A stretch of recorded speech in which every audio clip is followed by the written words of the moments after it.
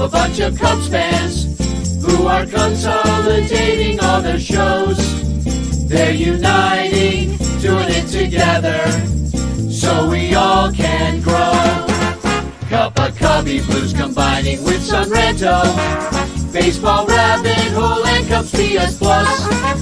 With Cubs Pod and Bricks behind the ivy, they're all teaming up to be the Bleacher Bunch, the Bleacher Bunch.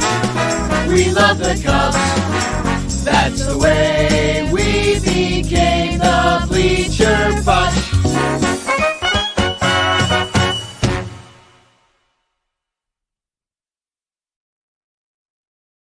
Welcome to the first ever Bleacher Bunch show on the Fans First Network. This show is brought to you by all of our Patreon supporters who support us at patreon.com/Bleacher Bunch. All the great shows that are on the Bleacher Bunch. Thank you for being here. That is, of course, the Sunranto Show, Cup of Cubby Blue, Bricks Behind the Ivy, Cubs PS Plus, Baseball Rabbit Hole, Cubs Pod, and more. Thank you for being here tonight. And I also especially want to thank our sponsors in the Clutch Shirts, Matt Kammerer's Permanent Paintings, and especially our super duper ranters, Blake Beard and Rogue Wave Creative. I'm excited to announce that our first ever guest, and we got a bunch of great guests coming through here tonight on the first Bleacher Bunch production. We got Sarah Sanchez coming, Mike Waller. The whole Bleacher Bunch is going to be here. But our very first guest we're having on the show is a literal hero, my friend, Kathy Weeds Weedley. Welcome to the Bleacher Bunch. You're what being a Bleacher Buncher is all about, because you gave the gift of life, your kidney, to another friend of ours, another Cub, part of our Cub family, Denise Vasquez. First of all, welcome to the show, Kathy. Thanks for being here. How are you feeling? I feel great. Thanks for having me. So surgery was January 7th at 7:30 in the morning. They extracted my left kidney. The implant doctor that was going to transplant it into Denise, my friend, came and looked at the kidney in my body. Once they opened me up, it's nice and pink and perfectly shaped. And he said, okay, take it out. So my surgeons removed it, handed it to him. He carried it into Denise's OR. They had her open and they transplanted it in her. Well, so, I saw your Facebook post, Kathy. So if you don't mind, I'm going to share that right now. Sure. And so everybody can kind of see that's your kidney, right? And right next to your kidney, there's a sign that says "Go Cubs." So yes, even inside you, your kidneys are rooting for the Cubs. That's incredible. Yes. Yes. See the picture of the three surgeons? Yes. The guy in the blue, it was his idea. He wrote on the back of a surgical ruler, "Go Cubs," with the doctor, my surgeon who removed the kidneys, the guy in the single photo by himself, Dr. Vanderwerf.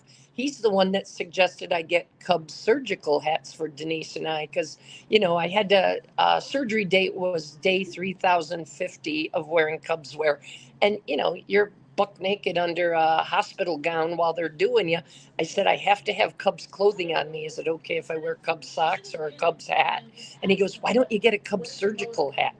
And he told me what website to go to, and I got one and ordered one for Denise. So we both wore our surgical hats. Well, there it is, and there's Denise in hers there, right? Yes. And then and that's now Denise has your kidney right now, and yes, she's and in it's working like a champ. Yeah, it's working perfectly. Huh? See, yes. Now, we were kind of laughing, like on the last show, we told everybody how you were doing this. And, of course we called you hero and everything, but, I don't know if anybody would want my kidney, because I don't know if I've been as kind to my kidney as you've been to your kidney. So could you just tell me about what it took to be a kidney donor and what made you decide to do this?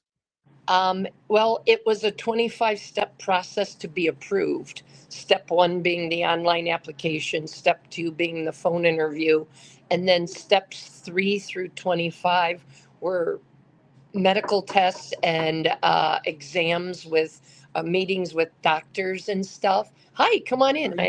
Yes, I am. Oh, somebody just delivered flowers. Oh, here we Um, go. Well, we that's set it from right there. us here at the Bleacher Bunch. Oh, it Not- is. no, not Oh, really, but we're well, gonna thank take you. credit anyway. Okay, you can have credit. Thank you.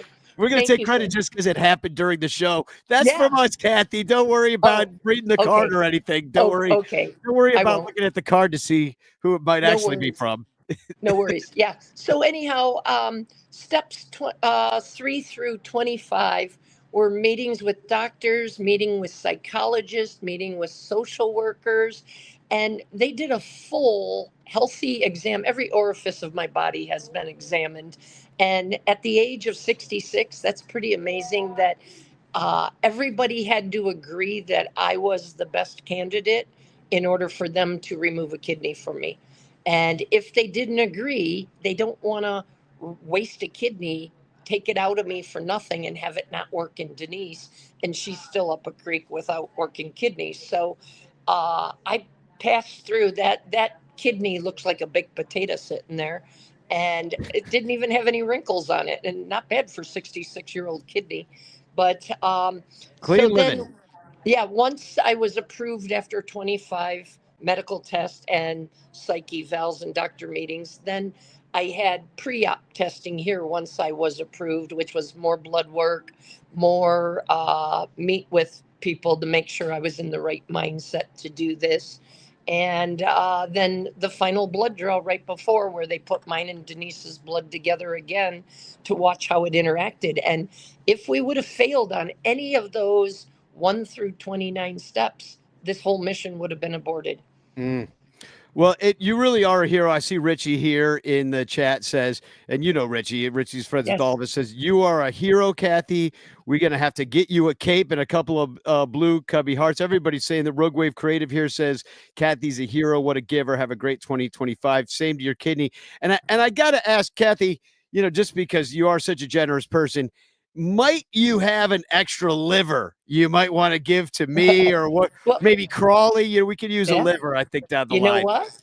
Livers regenerate themselves. They could cut off a small part and they could place it in someone else. So if we're a match, buddy, I got your back. All right. Everybody's going to Yeah. have a piece of Kathy inside him by the end of Yeah. it. I think is what it's Yeah. going to be. Hey, I'm leaving a part of me in Arizona Yeah, when you I go are. home.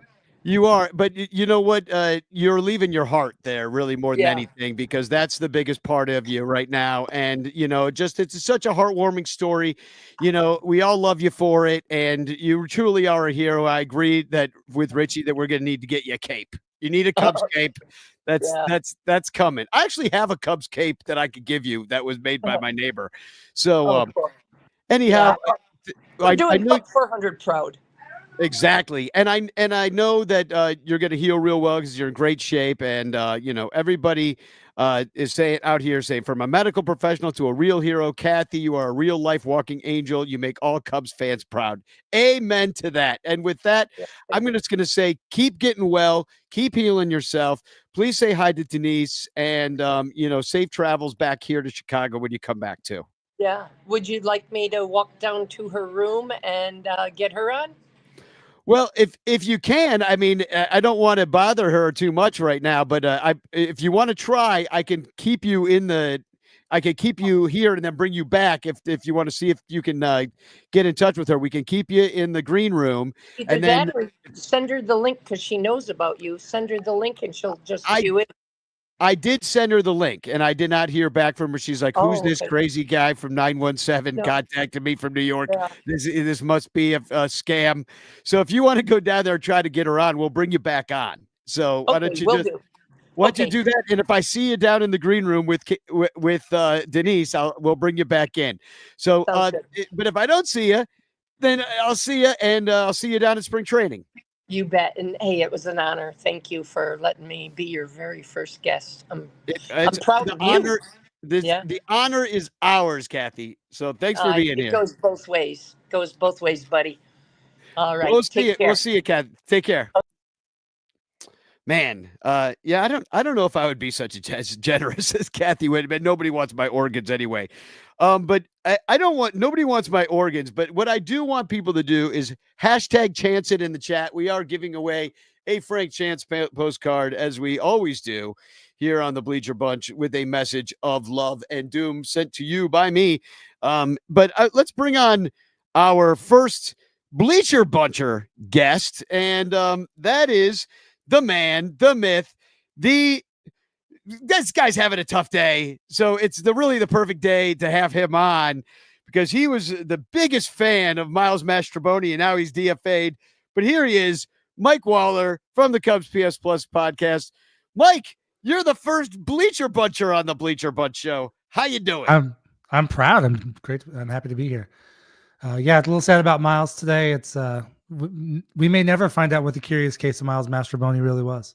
The curious case was, why was he never good? It's really, that is the case. He was good for that month in August of 23 when the Cubs were hot.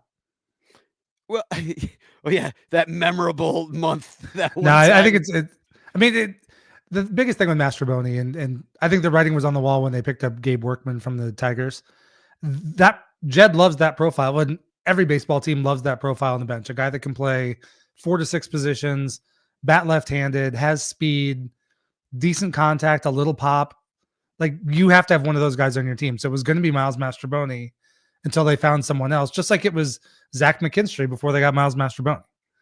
And nobody's hitting, like, the Tommy Listellas of the world that we had once had, that, obviously that dude was nails off the bench. Mm-hmm. Every now and again, you get some. I mean, Cliff Floyd was kind of that guy, right? When he was a Cub, and we just haven't had that dude that just going to come through in the clutch. I guess you could say the Mike Tauchman summer, but that ship has now sailed. And you've talked a lot about the bench on your show.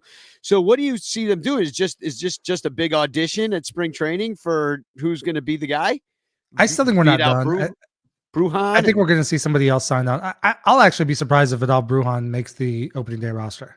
Could be wrong. He doesn't have options. I'm sure the Cubs would rather have somebody that's either better than him or has options. The biggest thing for me is, and I said this over and over again last year, a little bit the year before, the Cubs didn't play anybody on their bench like ever. There were always like 2 guys on the bench that were just dead. Just dead spots on the roster. And that doesn't help. One of the reasons why a guy like Tommy LaStella or Chris Coughlin before him were able to have success is they were getting spot starts. They were pinch hitting 3-4 times a week. They were getting 10 at-bats a week minimum. And we would go see Miles Mastrobuoni sit for 2 weeks, then have to come in either start against Dylan Cease or hit against a closer. And it doesn't matter if it's Miles Mastrobuoni or somebody else. Like, whoever's in that role has to have a chance to stay fresh. But we'll see what they do. I still think Yohan Moncada might actually be somebody they pick up for this team. But I think the bench is going to be whichever catcher doesn't start. So I'll just say Carson Kelly at this point. Probably Canario. He has no options left unless he's traded.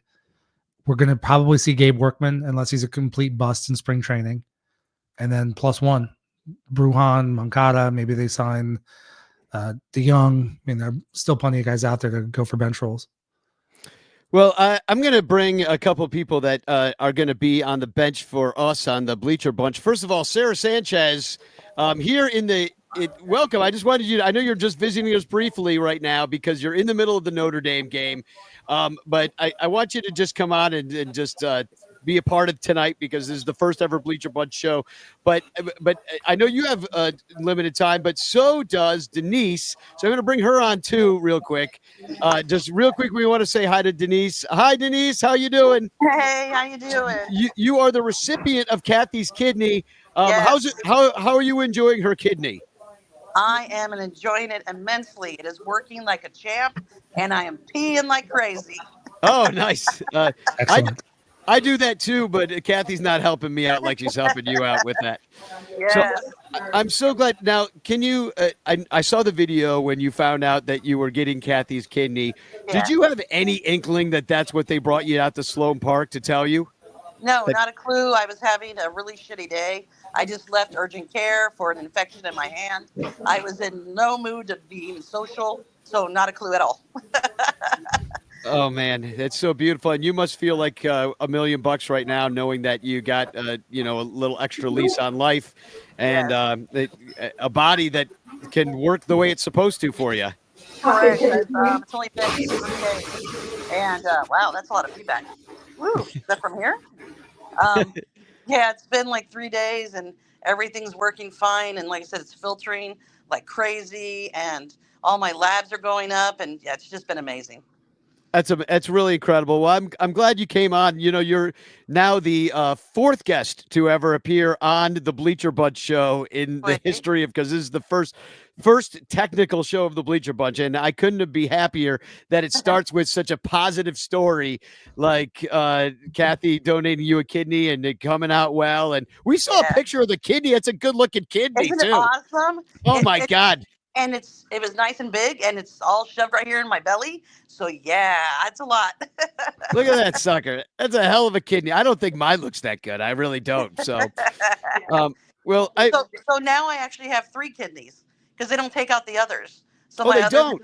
no, they're just going to shrivel up into like little raisins. So I actually right now currently have 3. Oh, nice. Yeah, maybe I'll give you a 4th for Christmas next year. I would hope not, please. It's been a lot.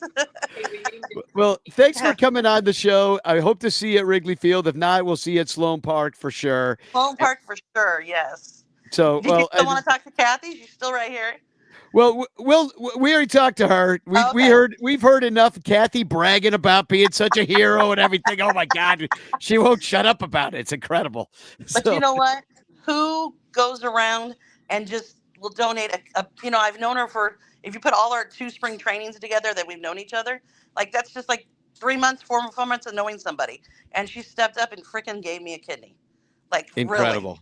Absolutely. She's an angel. Absolutely. She is a damned hero. Yep. Well, thanks for coming on, Denise, and congratulations on the kidney. And look, everybody's coming to my room. I got all the nurses. All our nurses. You guys all live on a podcast. Yeah. More heroes. Yeah. More heroes. Well, thank you very much. Thanks, Denise. Go Cubs. Go Cubbies. Yeah. Sarah Sanchez, we have you for such a brief amount of time, so I do want to ask you. I do want to ask you because you did a great article over on Bleed Cubby Blue, and it was about the pitchers that the Cubs could still pick up. You talked about A.J. Minter, Kirby Yates, David Robertson, and then just today, the Cubs got Party, Karamu, Matt Festa, Forever. Come on and sing along. It seems like it's in the vein of some of these guys. Anybody move the needle for you? Okay, hold on for a second. So first of all, the Minter, Yates, Robertson tier is the second tier below what they should be going for, which is the Carlos Estevez tier, Tanner Scott, Jeff Hoffman tier. And the Cubs aren't doing that because this is a Jed Hoyer team. So they're bargain basement shopping for relief help. I mean, Festa is fine. He's like a low impact, middle innings type of arm. This is not the bullpen signing anybody has been waiting for. This is not going to move the needle all that much. If Porter Hodge can't close based on his limited experience so far, this isn't going to do it. So I don't know, man. I still think they have quite a bit to do, but Festa's whatever. Festa's fine. He's like trying to think who's in that tier right now. Who's like the worst reliever we have? he's that guy. I mean, we don't have. I mean, our relief pitching isn't that bad. I mean, just some of it's unproven. I would say. I mean, it's not. I don't know, man. It's not great. I mean, it's exciting, or it's nothing to write home about just yet. I mean, Hodge is good. I'm excited about Porter Hodge. We'll see. Ben Brown could be a great reliever. Luke Little seems fun. But nobody is like, A-list. I feel great when Aaron Judge is up. Not yet. Mike, do you want to kind of weigh in on the Matt Festa Forever? We got 4 minutes before the halftime's over, man, and I'll be quick here. I think Festa's going to come in and work. He's a Threads guy or Tread Athletics guy before. Worked with Zombro. I'm sure they're going to work some stuff out. I don't even know if he'll make it to spring training, let alone through spring training. I did just see Jesse Rogers just tweeted a minute ago that the Cubs and Kyle Tucker did not come to terms.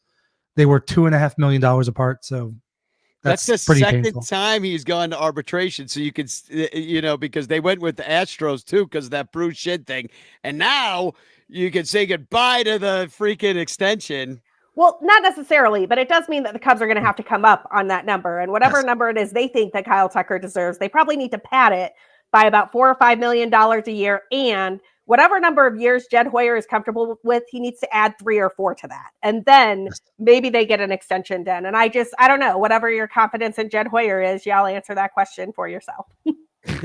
Exactly. I don't think anybody watching the show feels very good about it either. When it comes to Tucker, I mean, he's going to sign. If he likes being in Chicago and he gets the money he's looking for, he'll sign. Yeah. I mean, it's that simple. He's not going to, if he loves playing in Chicago, I do not expect any kind of discount, but if he loves playing in Chicago and has a good time this year, likes the teammates, loves the vibe, and he gets what he's offered, I can't see him saying no because they went to ARB. But go ahead, Sarah. I know you're on the way out. I mean, I was just saying that 2-minute warning, man. Yeah. No, well, Notre Dame's down 7 at the half, and I'm freaking out. The starting quarterback's in the bed tent. What's sad to me is that we are discussing like tonight, like my first few notes are about like the Matt Festa forever and the Cubs bench because Miles Mastrobuoni's gone and we got, Brujan instead. Like, these kind of like sort of like incremental moves that may or may not work out. The either way, they are not needle moving moves, none of them. So it's frustrating that we're talking about the tinkering when really what you want to hear is, hey, we signed Bregman. No, something like we that. We don't want to hear that. Alex Bregman would not be all that much better than Isaac Paredes was offensively. But we don't have the Isaac Cubs, Paredes. in my opinion. we have Matt Shaw though, who I have a lot more confidence in third base. Yeah, we have Matt Shaw. We definitely have Matt Shaw. He's third base. Starting third base. I'm here for it and happy about it. Yes. Okay. All right. That's fair. I know. I mean, I'm for doing that. It just doesn't seem like what we do usually. It's like, oh, here's a rookie with a lot of talent. Let's play him. That's not us. But I really don't want to see Jed Hoyer go out and do what he did with like Andrelton Simmons or Jonathan VR, because all of those moves wind up being dead money, right? So you wind up paying, you got $6 million on the books for Yan Gomes and $3 million on the books for this guy. And like, before you know it, that adds up to a real player that you could have signed for $15 million, right? Mancini, Hosmer. Correct. Yeah, let's not do that again. I would much rather just give Matt Shaw the job, see what happens. If he can't hack it, you have Rojas, you can make a trade. You have a plethora of corner outfielders. Figure something out. But let's see what Matt Shaw can do. They can even get a bench guy as insurance, like a guy who's not going to start, but can take that spot. Yeah. I hate to do this. I love the Bleacher Bunch more than anything. I'm real excited to talk Cubs baseball with y'all. And the halftime show is about to be over. So I got to bolt y'all. It's off season. It doesn't Notre matter. Dame o'clock. I'll see you at Cubs convention and go Bleacher Bunch. Give us a follow wherever you find your social media stuff. Yeah. Go green or whatever. Fight Irish. Wake up the Echoes. Play like a champion today. Go Irish. Go Irish. Fight with the leprechauns or whatever you do. Aaron Go Bra. I don't know what to say. Aaron Go Bra. Aaron Go Bra. See you later. So yeah, I mean, let's keep talking about the Cubs bench. I saw the article, you probably read it too, from Bleacher Nation, talking about the Cubs being bad at identifying talent, according to some scouts. I think it was a little overblown, but we can talk about it. Yeah, I mean, it's maybe a little bit overblown. I did kind of read through it, and there's some qualifiers there as far as like who's saying this stuff, because it's not like, because basically like they talk trash about a third of the teams. It's what it kind of seemed like, more than a third. So it's not like it's just the Cubs that are getting like ranked across the coals. More what I'm seeing is that if that were to be the case, that would make some sense, because that's what I'm seeing too. That's kind of where I'm at, Yeah, I think there are places where I think it's very clear the Cubs have done. I mean, we haven't seen guys come up to the bigs yet for the most part, but if you look at if you believe in prospect rankings at all, even as a relative measure, I think they have done a much better job scouting and drafting since Dan Kantrovitz took over the scouting department in 2021. Their drafts we've actually seen guys beyond the number 1 picks moving up the system.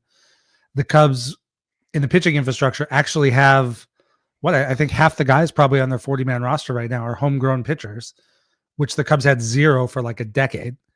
So yes, literally the idea that the Cubs cannot identify talent, doesn't play.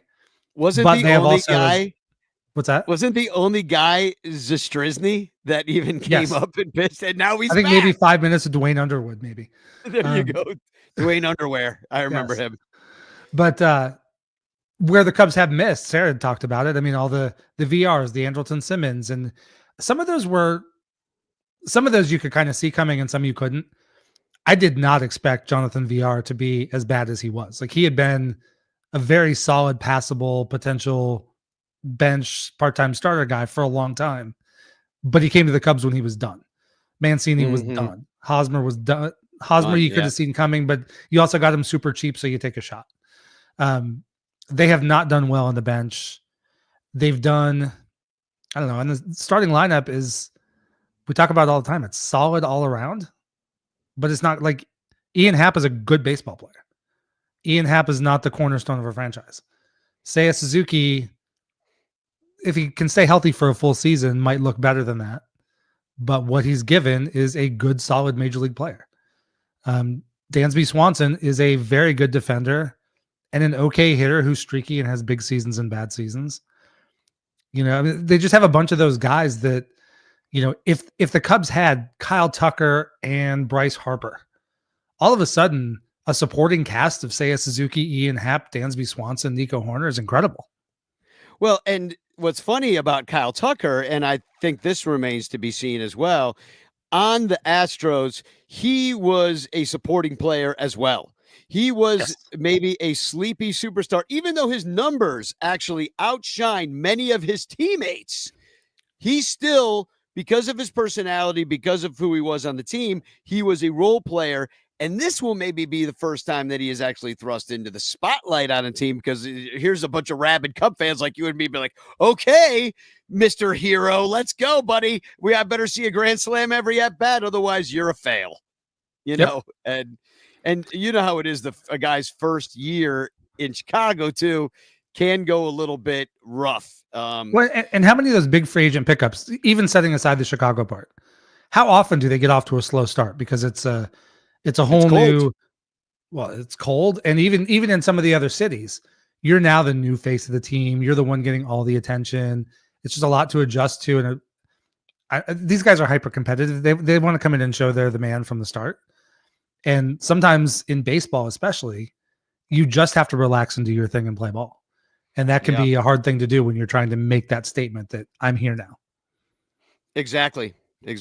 And I think that especially in a big market like Chicago, where the place is always packed, and you know, you got the fans into it even on a freaking May day on a Thursday, you know, that could be something like, that's maybe not what they're used to in Houston, although he's played in a lot of big games down in Houston. So we'll see what he can do.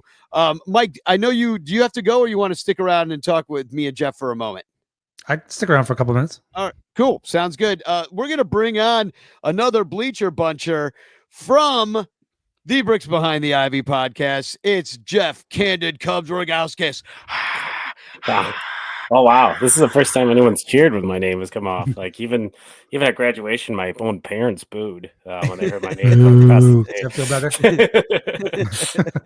Like, he doesn't deserve his diploma. We see his room. Or, yeah, I mean, that was verbatim. It's like you were there. Good job. So Jeff, first of all, welcome back from Disney. I know you were just there with your children. And do I look poor? Is that how you knew? Or yeah, because I'm sure you feel it. I do feel poor. Yeah, the goal was to come home with money in our pockets, and we barely made it. So it's it was fun for the kids, stressful for the adults. So the prototypical Disney experience. I went to I don't recommend this, but the first time I went to Disney, and I'm not even a mouse head, but I went with Magic Music Days with the choir in high school. It was a choir competition. We went down there and sang. We take a bus all the way from Illinois down to Orlando. I did the exact same thing in high school. Exactly. So it's the same thing. Well, my big plan was, I had like maybe $40 like total for the whole trip, for my mom. It was good because they took care of a bunch of meals and stuff, and you eat sandwich on the bus or whatever, eat sandwich in the room. So they gave me like $40-$50 to go, the whole thing. Well, I saw this freaking tie-dye poncho that I just had to have, and it was $20. Well, I bought that with half the money, And with the other half of the money, I bought a bushel of oranges, and I ate that the entire trip as my meal. I'm giving money saving tips. So next time you go, bushel oranges, it's the way to go. The kids won't hate that at all. Yeah, and they'll stay healthy. It's a healthy dose of vitamin C. Yeah. So it's a win-win. Like an English sailor. Yeah, exactly. No scurvy for me No. children on Pirates of the Caribbean. Exactly. So, well, thanks for coming on today. The inaugural Bleacher Bunch show, whatever this ends up becoming. We had a great first guest in Kathy, who gave up her kidney. I mean, that's how you start. That's how you launch a podcast, right? Yeah, exactly. I'm gonna have to like barf up a lung or something. So I want to ask you guys a question, because this is for both of you. I've heard you both talk about it on your shows. Mike, you just talked about it in the Cubs PS Plus podcast, was the idea of Sammy Sosa coming back. Came to Club 400. He said whatever he had to say to get back in the grace of the Ricketts. He is back. Mike, you just talked about the 98 season and how important that was in your last Cubs PS Plus podcast. I've heard you talk about it, Jeff, but I guess I know you both go to Cubs Con. Mm-hmm. Like, is this, I don't know who wants to go first, but tell me how this feels. Like, does this feel like a different, more anticipatory celebration of that year, that moment? Like, how you feeling about the Sammy thing after digesting it? Jeff, why don't you go first? Sure. Yeah, I'm still feeling kind of weird about it. Maybe I'm in like the wrong generation. A lot of folks, my age. I'll date myself. I was in third grade, 1998, and that home run chase was what got all my friends into baseball. Like, I was already at the party, and it seemed like Sammy Sosa brought invitations for the rest of the room, which made me kind of a popular guy because I knew what was going on, and everybody started asking the questions, and I got to show off my nerd tricks of like memorizing the back of baseball cards and all those things. But yeah, I think like it's weird. I think it's the same feeling I have about the 2016 team. There's a little bit of like a post evaluation of it that really just has tainted the water. I love Sammy Sosa, loved him as a kid, and there's parts of my Cub Cave down here that are dedicated to him, but like he really, really held on a lot longer than most to, like, he didn't take steroids. He said that it was the power and grace of God for a long time. Extremely argumentative about it. And even like personally, his apology that came out recently just still danced around it too much, and I'm not sure if that's a fair expectation.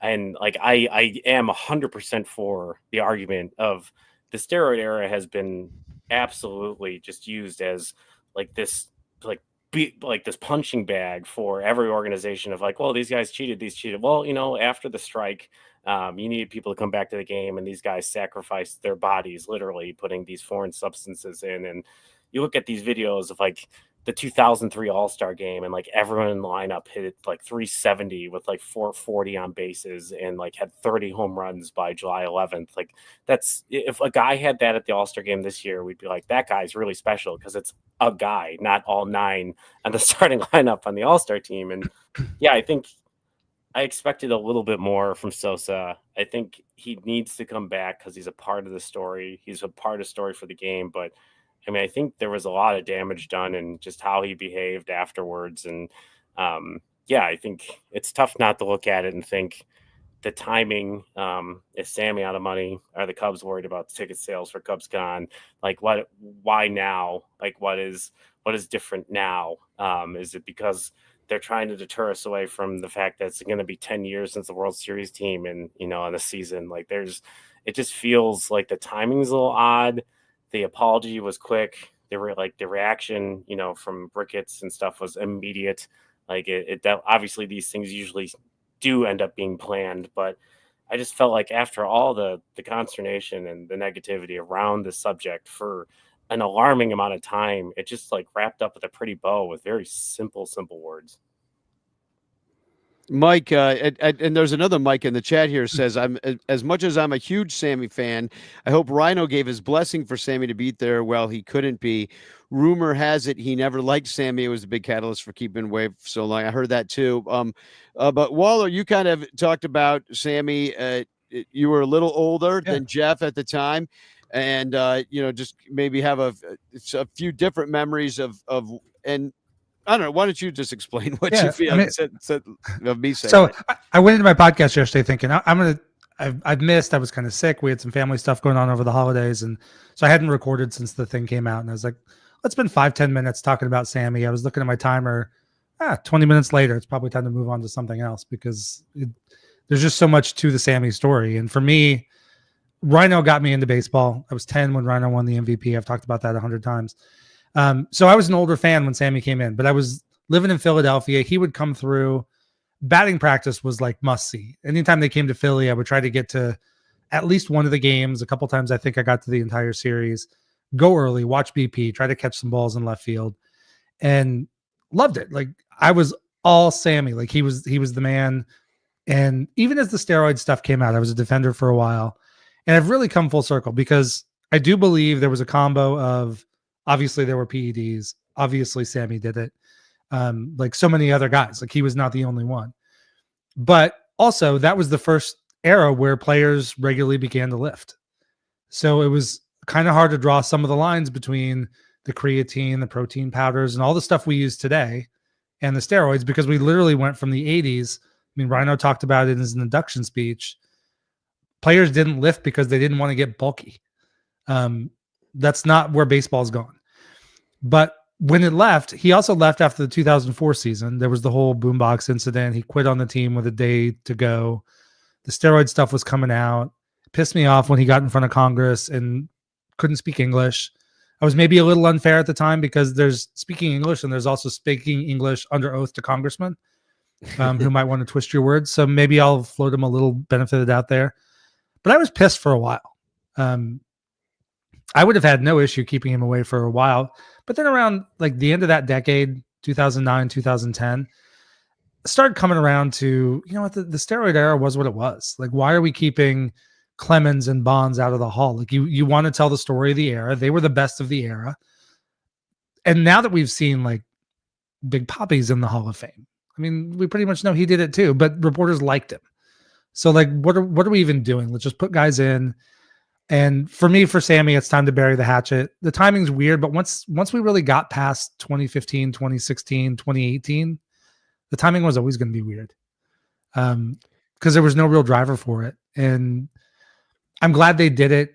It was handled very weirdly like everything else. But I think to Mike's comment, you know, maybe to Tom's credit or detriment, depending on your perspective, he took the public face of keeping Sammy away from the Cubs. I don't think he was the main driver. I think it was former players. And if I had to really guess, I'm going to guess it's two of my all-time favorites, Kerry Wood and Ryan Sandberg. And so I'm actually wondering if, you know, Rhino's health has taken a negative turn. If he's finally said, it's okay, let's go. Maybe they want to do it now. I don't know what Rhino's health situation is. Hopefully he beats the cancer back again and all that. But you get in this kind of late life situation or facing dire straits situation, you don't really know. So I'm glad it's done. I'm glad he'll be there. I'm sure that's where the crowds are. I think I'm taking my 13-year-old. I think he's interested in meeting Sammy, but also, you know, he wasn't born until 7 years after Sammy retired. So it's not like there's a major connection there. So glad he's back. If you want to hear me talk more on Sammy, you can tune into Cubs PS Plus and get more than you wanted. Well, what's funny about it that I'm wondering, like, you know, Sammy's such an outspoken character. You know, I met him at Club 400, super nice guy, really personable. You know, I can see that he's now going to be, if he's back, he might really be back. And I don't think people are necessarily prepared for what that means. You know, like, it's going to be interesting. Is he always going to be around? He's singing the stretch. Full Ozzie Guillen, like on post game for the White Sox. I mean, are we here for it? Because I mean, Sammy's gonna fuck up again. We know he's gonna do something that it's gonna get messed up again. Yeah, I know. Like, and he's got some allegations and dirt in his past too. And you know, none of these players it's a different era. Like Mark Grace would never have survived Twitter. Like, well, let's see, greatest hitter in the '90s, but like also like he had a pretty interesting batting average on Wrigleyville post game with the ladies, and like I heard he wasn't the nicest gentleman. So like he's, I think it's just tough, and I've heard some scuttlebutt from some folks, and I believe there was a podcast maybe with Sahadev Sharma or other individuals talking about who votes for the Cubs Hall of Fame, and like the former players are the ones that have had the biggest issue with Sammy because he would not admit it.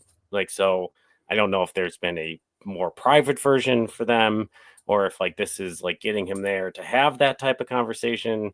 If there are more conversations about it, because like it feels like, on one hand, like you could argue that Sammy Sosa deserves a statue for what he contributed to this organization, but he's not in the Hall of Fame. He will never be in the Hall of Fame. Like we don't need to talk about whether or not that's fair at this moment, because like it's done. Like his eligibility is gone, and unless he's some players that have to put him in veterans, correct, right, at this point. And I just don't see it happening. And I think there's a lot of folks that talk about like they want a small hall, but like we have eliminated so many individuals as potentials from like the 90s and 2000s because of steroids. Like they've said that the rate of getting in the hall is actually halved since the 80s, and it's even harder to get into the MLB Hall of Fame percentage wise than any other sport. So it's tough because like baseball has a marketing problem, it has an age problem, and it has a lot of problems. And I think when you're looking at a generation that like, let's not go down the political path entirely, that's like already struggling with anxiety and all these other things, like my generation, and then you're like, for the baseball's perspective, you have basically told them that all their childhood heroes are not a part of the game's story. Like that is a really dangerous sentiment, like to stand, or like that's not a hill you want to die on for a game that is starving for young fan interaction. And if you're going to lose like that 30 to 40 bracket, you're going to lose every 30 to 40 kid, like brackets, like their children, because like you have alienated us. So, having Sammy Sosa come back is probably great in regards to like bringing folks of that age bracket back to Wrigley or back to Cubs Con. But yeah, I guess, like while we have a so-so bullpen and maybe one rotation arm away from being, hyper competitive in the NL Central this year,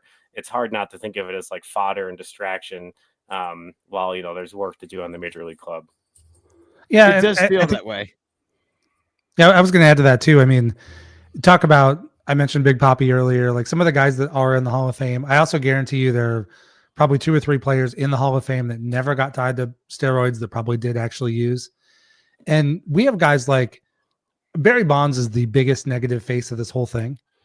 If he retires the day before he takes PEDs for the first time, he's a first ballot Hall of Fame up there with Willie Mays. 100%. Like that's, and it's tough when you have those conversations too with yourself of like, Barry Bonds belongs in the Hall of Fame. Like even when he was doing steroids, his OPS plus was like 180% better than all the other guys on steroids. Like it was just absolute. The numbers he were putting up were absolutely absurd before the steroids, and then even while he did the steroids.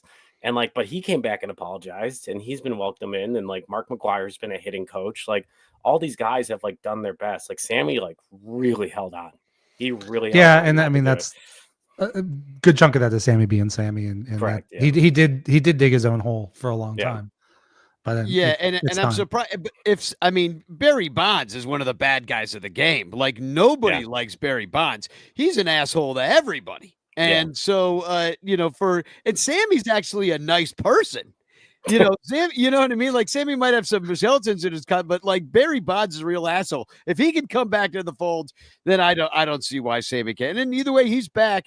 I'm wondering how back he is. We'll see how it goes. But anyway, I'm excited about this next year, no matter what happens, how much Sammy Sosa we get or don't get, because I'm excited that, Jeff, you're joining us with your Bricks Behind the Ivy show. We've been doing a lot of work behind the scenes to kind of get it together in a way that it's not overwhelming for any one of us to be covering this season, and really have a great fan-centric podcast conglomerate by which we all help each other out and getting as many eyeballs on each other's shows and having a good time together. And anyway, I'm so happy you're here and part of it. So just welcome to your own show. Yeah, welcome aboard. Yeah. Yeah, welcome aboard. Yeah, no, I guess thank you for having me on my show. No. Yeah, exactly. No, It's it's exciting. You know, I think like, you know, we've talked about this in private, but like fan generated content is the future of the sport. Like fans get other people excited. Like we're like cheerleaders for the things that we love. And, you know, I think that there's plenty of talking heads and, you know, like clickbait type of information out there. And, you know, we're all fighting over the same fish. So if some of the fish that, you know, listen to your guys' show, want to check out my show, and, you know, like the fact that we can help each other out and still cover a season that is longer than most sports, like as often as possible, like that's such a huge advantage. And yeah, looking forward to what this year brings. And yeah, very excited to be here and part of the Bleacher Bunch. I think it's going to be the best year ever. You know, we're going to be just kind of, sometimes I get nervous. I'm like, oh my God, we got to do this. We got to do that. And the other thing, I'm like, no, we don't. We just have to be friends and talk about the Cubs. Like, bring it back home, you know, like we'll do just fine. I never said anything about being anybody's friend. Like that was not part of the deal.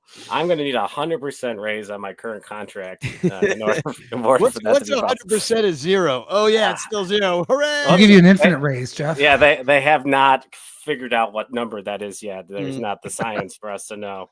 But my people will talk to your people and we'll figure it out. Sounds good. That sounds good. Hey, people, his people are calling. So, well, I'm going to let you guys both go. Have a great rest of your night. And I'm going to bring on my friend Marty Garcia in just a second. He is the salsa king of Chicago. But at Cubs PS Plus, Bricks Behind the Ivy, follow them both on all the places. And we'll see you guys later.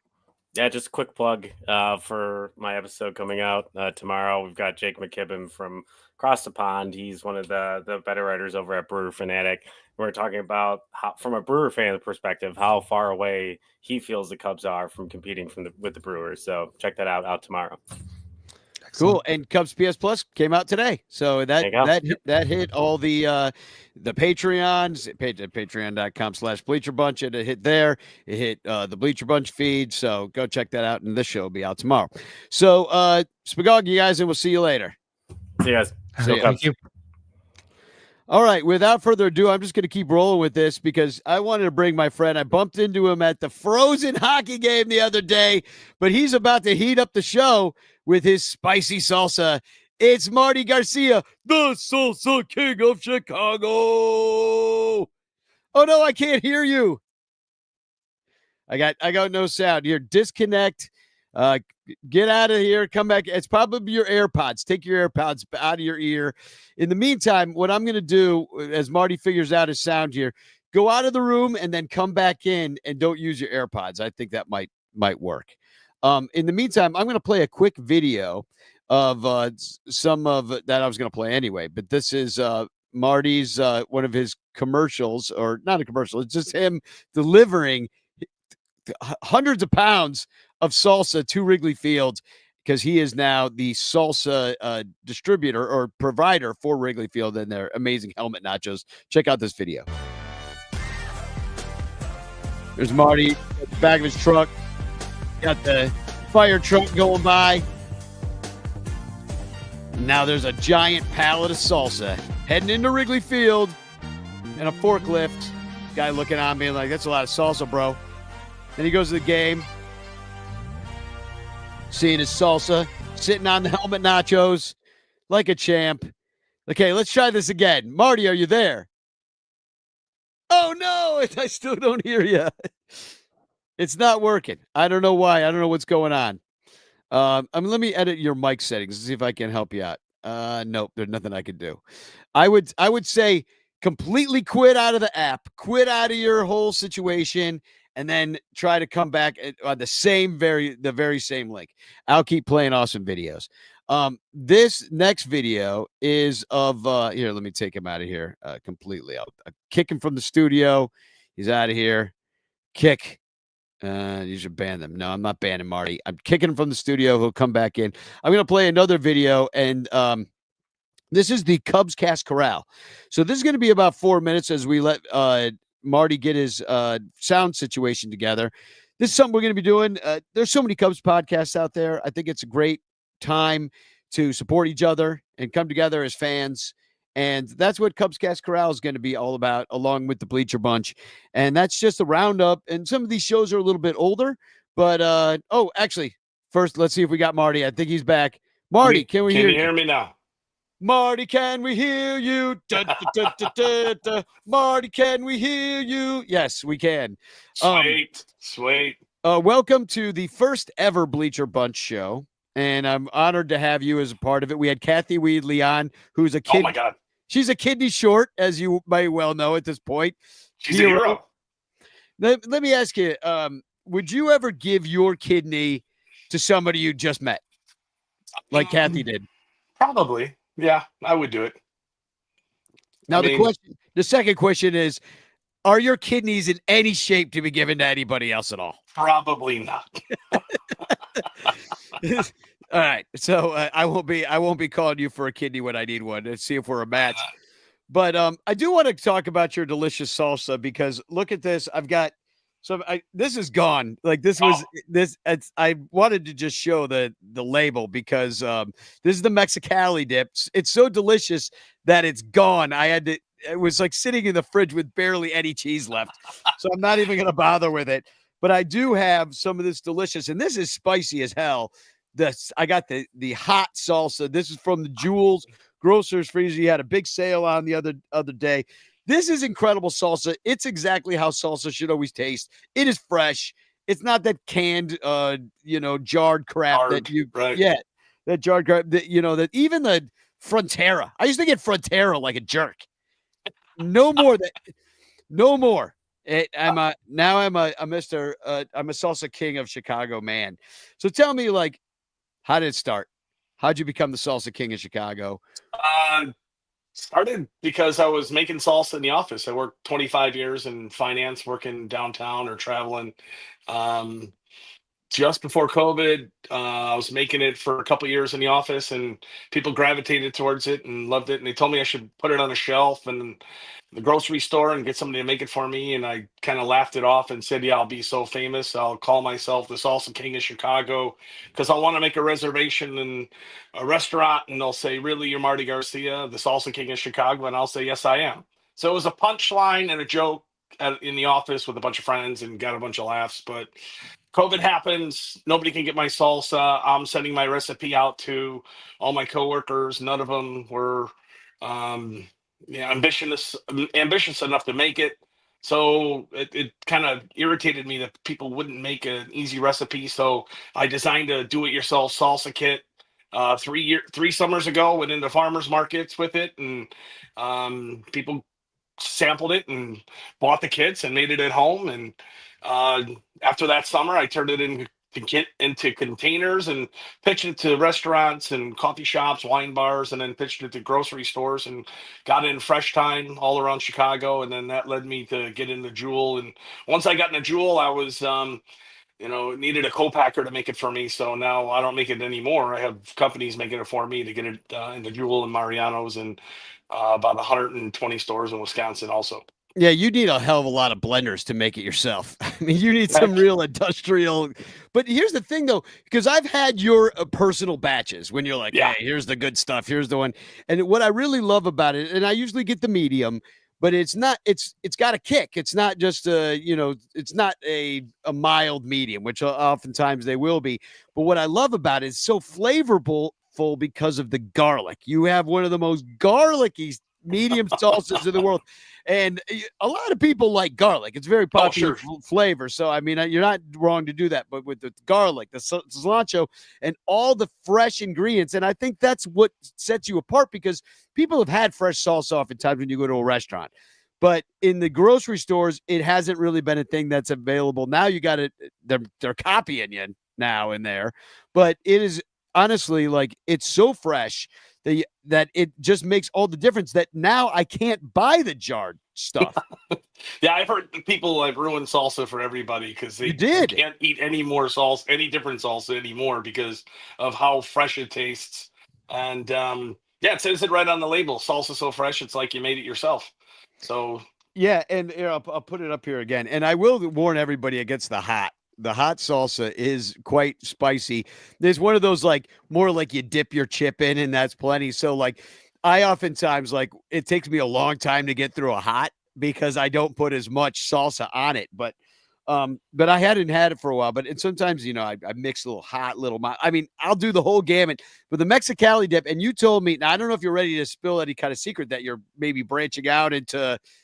I don't know if you want to tell me about this or if this is you told me at the hockey game. I tell everybody about it. Okay, I'm trying to also get it in Phoenix stores. It's what I think is the next step besides growing it in the Midwest is to go to a Chicago transplant, a Chicago vacation, a Chicago kind of snowbird location, and Phoenix is like number one place outside of the Midwest where people go from Chicago. So trying to get it made there. In talks with Sloan to have it at spring training at Sloan Park this spring. There's, you know, I'm in Kroger and Albertson stores all over Illinois and Wisconsin, and there's 350 of those stores, and I'm trying to get into like about 320 Kroger and Albertson stores in the Phoenix area. Well, all I can say is if you see it and you buy it, then you're going to want to buy it again. And I can't say that about a lot of things, you know. And I just also want to say that, Marty, you're not paying me to say all these nice things about your show. I mean, you've given me some stickers, and that's about it. But I'm more like, you know, a sort of like a John the Baptist in this way. Like I'm like, prepare ye the way of the salsa king. Like I'm just a salsa king enthusiast that I just you're an ambassador. I'm an ambassador, and I'm not trying to like, you know, I mean, I would love, you can give me salsa anytime you want, you know, but yeah. but this is not, I just want to be clear. This is not a paid appearance. This is not a paid post. I literally wanted to have you on because you are the salsa distributor for the nacho helmets at Wrigley Field. Yeah. And that's pretty cool that, you know, you're on this show because we're a Cubs show and you're a huge Cubs fan. We've caught a lot of games together and have had a lot of great social times, you know, hanging out back in my drinking days. You know, you're still in your drinking days. I've carried you out of a few places in my time, you know.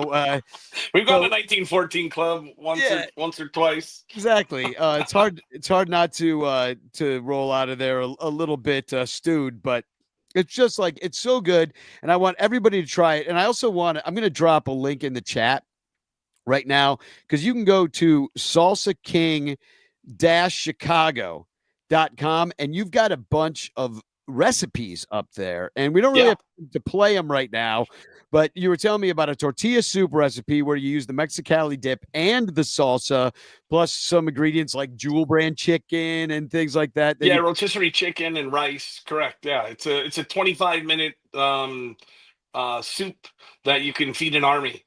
And it's kind of like what I call like a hack, especially for people who don't like to buy a lot of ingredients and buy, you know, this spice for $4 and that, you know, vegetable for $5, you know, so you don't have to buy all these ingredients. All you use is the salsa, the Mexicali dip, chicken, rice, and some chicken broth.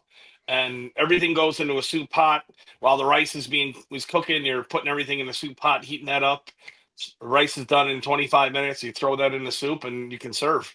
Yeah. And what I do is I take that with a crock pot to a party and ladle and some disposable spoons and bowls and just have people go at it. Well, you've always been incredibly generous with like having people try your food at all the different events that I've seen you at. And you work so hard. You go to the Jewels, you go to these events, you go to the Cubs, you're at the Club 400 tent, you're going to these places and you're making sure that you're doing the grassroots effort, meeting people and talking to people. And, you know, I think a lot of us appreciate that. And you know what, I saw the recipe that I really want to try is that stuffed portobello mushroom one where you put the Mexicali dip on top. I'm like that. Then you put it in the toaster. I'm like, I got a toaster. No problem. Right. Dude, Yeah, get some chopped onions, get some chopped peppers, right on a giant portobello mushroom, and throw some Mexicali dip. Throw it in for like 6 minutes in a toaster oven or air fryer, and comes out and cut it out. It's a great vegetarian kind of meal instead of meat. Yeah, dude, I freaking love it. And I love your salsa, and I love hanging out with you. And I think we're going to have the best year ever. I mean, I don't know about the Cubs, but you and me, we're going to have a really good year. I can feel it. I hope so. We got a lot of things rolling with the grocery stores, a lot of sales, a lot of sampling, trying to get out in front of people. Like you said, going to events. I think that's why you promote me, because I think the first 25 times you had my salsa was free. So I'm kind of like your salsa dealer. Exactly. Your first taste is free. Yes. Hey, man, could I just get a little cilantro, man? Just a little cilantro, a little taste. I just need a little taste of cilantro. Yeah, you're knocking on my door at 3:00 in the morning. Exactly. Buddy, dude, I'm getting sick out here. I need some garlic. Just a little taste, buddy. It's a little taste. Well, I appreciate you coming on, Marty. I know you're a busy man. You got a lot of salsa to make. You got a lot of deals to do. I got a lot of time for you, I'll tell you that. Well, we'll definitely have you back on another time. Maybe sometime we could do like a little cooking kind of show, and we'll make the soup together. We'll have a cooking. We'll do a cooking show. We'll just make the thing together. We'll go live. Yeah, it'd be a lot of fun. So, well, cool, Marty. Are we going to talk Cubs at all, or no? Is it all Salsa King? I just wanted to talk salsa. What are the Cubs doing? They're doing nothing. You know what I mean? They got Tucker, and now what are they doing? Tucker. Nothing. That's it. And then they just some pitchers you never heard of. Yeah, some exactly. infielders. Yeah. What are we going to talk about? Some B or C infielders from some trades, and as I said, I don't know if the Cubs are going to be good, but we're going to have a hell of a year. Well, I'll tell you what, they need slug. They've needed slug. They tried Mervis a couple years ago out of the farm system. They tried Morel last year for some slug, and neither one of them kind of panned out. They had to trade to get Tucker, so hopefully they can sign him to free agency before he hits it and give him a sweet deal. So and he wants to stay after playing it's part of the season or the whole season in Wrigley. Let's hope so. Yeah, I hope so too, because we know that if the Cubs are good, you're going to sell a lot more. You're going to sell a lot more salsa helmets or nacho helmets with your salsa, because that place would be jamming. Well, we'll definitely have you on again, and maybe next time we'll talk more Cubs. Maybe next time there'll be more Cubs to talk, and that'd be nice. In the meantime, we're going to go to a quick break. I'm going to play the Cubs Cast Corral. We're going to do a quick commercial, and then we're going to bring on yours truly, Michael Cotton, who's going to be here to talk about the baseball rabbit hole that he's released recently on mascots. But Marty, thanks for being here. Go Cubs, and we'll talk to you real soon. Go Cubs, Danny. We'll talk to you later, buddy. See you later. You're the best. Cubs Cast Corral. Yeah! Welcome to the Cubs Cast Corral. My name is Danny Rocket. I'm going to go over all the great Cubs podcasts that exist in the world. First on the baseball rabbit hole, Michael Cotton talked about mascots. I had no idea that the Philly Fanatic was made by Jim Henson. And boy, were there a lot of mascots I did not know about, including a hilarious one on the Yankees. Check out his show on the Bleacher Bunch Network. It is very funny. On Bricks Behind the Ivy, Matt Cozy did a guest appearance, and he said, sign somebody, Cubs, or I'm not going to Winterland. And then Jeff Rogowskis talked about his deep family Cubs roots and wondered, how does the next generation find the Cubs without WGN? And Matt described the Cubs' offseason moves as a bit of a treasure hunt, said that Jed should have been fired for just going over the luxury tax by a little bit, and that he'd like to trail behind that wheelbarrow full of cash because it seems to have a hole in it. Then, on Locked On Cubs, which is Matt Cozy's show with Sam Olber, they both agreed that they didn't want to dig into the prospect pool too much, especially Owen Casey, if the Cubs are going to make some trades. But on the Bellinger trade, they said, well, at least Hoyer won the staring contest on North Side territory. Sahadev and Patrick Mooney had on Jameson Taillon. And Taillon said, the season never really turned around for us, and all the players thought it would, and it just never did. Guess what, Jameson? The fans felt the exact same way. We thought it was going to turn around. It did not. But he also said something interesting and said that Imanaga helps the Cubs become a destination for Japanese players. That's good. On CHGO, they had a hilarious line in which they said, if your team is talking about run prevention, you know you're in trouble because your offense stinks. And then they also had on Chandler Rome, the Astros beat writer for The Athletic, who talked about Kyle Tucker. And he said, unfortunately for Cubs fans, Cam Smith is now the number one prospect in the Astros system. And that the reason the Astros traded Tucker is because they weren't ever going to give him the money he wanted. They've never done a contract over 6 years or $150 million. Sound familiar? Anyway, they took Tucker to arbitration last year, so maybe there's a little bit of bad blood, but maybe not. Then Corey and Brendan on their pod had a really nice explanation of Roki Sasaki's pitches, but Brendan did not think it was bloody likely he was going to become a Cub. He's probably going to go to Hollywood and play, even though it's probably burned down right now. Ugh. Just feel so bad for those people. God bless Uncle Mike, too. On the recap podcast, the one thing that Gordon Whitmire said that I thought was a great line was he said, left-handed bats are what championship teams are made of. And then he went on to add that putting the ball in play is such an undervalued commodity. He said, great teams, they strike out a ton against great pitchers in the playoffs. So you'd rather have a guy who could just put the ball in play. Those end up being your World Series heroes against great pitchers. On the Setup Man podcast, there was a great interview with Moises Ballesteros. Kyle's wife, Gracie, translated. He talked about his passion for the sport and asked if he liked throwing out runners at second base more as a catcher or hitting a game-winning home run. I loved his answer because he said, well, it depends on what's going on in the game. And that is the correct answer.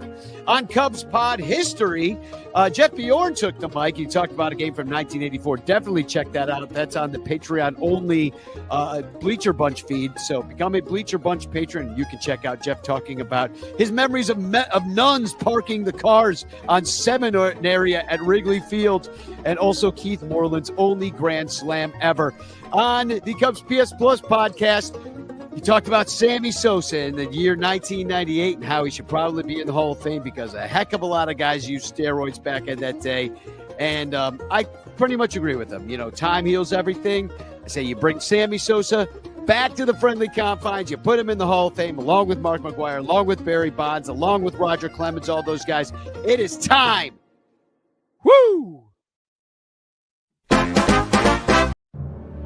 The Son Ranto Show has hired me, a professional voiceover actor, to tell you why you should become a Son Ranto Patreon patron at patreon.com/sonranto. First of all, it's only $1 a month.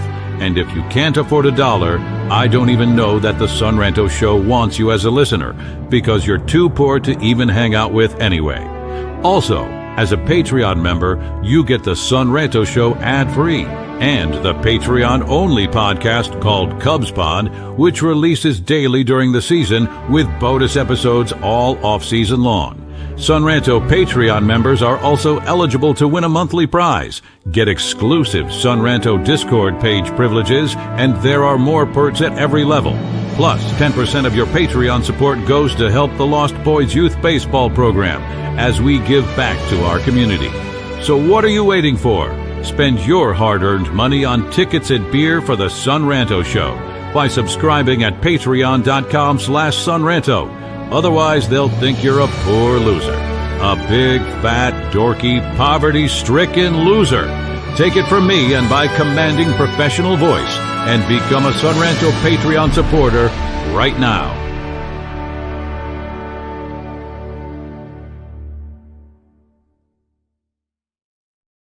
Welcome back to the first ever episode of the Bleacher Bunch. We've had a lot of fun here tonight. The person lost and gave a kidney. We had both Mike Waller, Sarah Sanchez, and Jeff Rogowskis here. And of course, we just heard from Marty, the Salsa King. It's just been quite the night thus far. Hashtag chance in the chat if you're nasty. Get yourself a postcard sent to you by me with a message of love and doom. Tonight, over on the Discord channel, we'll be over there. I guess it's still the Son Ranto Discord / Bleacher Bunch Discord. We'll be hanging out post show. I'll hang out for a little bit, hanging out with all you guys if you're feeling nasty. So in the meantime, I'm going to bring on the Cubes fan himself to talk about his incredible years of content creation here for the Son Ranto Show, and his of course, incredible podcast, the Baseball Rabbit Hole. It's Michael Cotton. Hey, how's it going?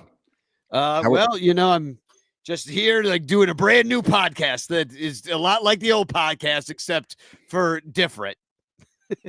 Right. Look, we got a new background. We got a new background. Well, we had a new link to get into it too, which I didn't have. And I'm in the other ones. I'm like in Cup of Cubby Blue. I'm in Sunranto. I'm in the Cubs Cast Corral. I'm like, what is going on? Where are we? I couldn't find it either. And it's unfortunately, they only show the first three. You got to click on something to have that fourth one revealed. And that's this one. So just so you know, everybody else managed to find it. I don't know. Well, I don't feel so bad if you who created the link wasn't able to find it. No, I had to send it to everybody else too. So don't feel bad about it. So I never feel bad about ineptitude. I am a Cubs fan. So you're familiar. Mm-hmm. My whole life has been, cheering on people with all the ineptitude in the world. So yeah, exactly. You're well versed, and you've been on the Sunranto show for a good 10 years, so you know all about ineptitude and not living up to your potential. But so I would like to also bring to the stage real quick, because I know he's got to come and go. So we're just going to get a quick kind of cameo appearance from Billy DeVore, and then in a second we're going to have Brian Ziegler come on in about 5 minutes here. But Billy DeVore, he's live. You're at a comedy show right now. You've just been making people laugh, and now you're here making us sad because you're going to tell us how the Reds are going to eat the lunch of the Chicago Cubs in the 2025 baseball season. No, right? you guys got Kyle Tucker. That's like a lot. So I literally just got off stage. So that was super fun. And how'd you do? It went really well.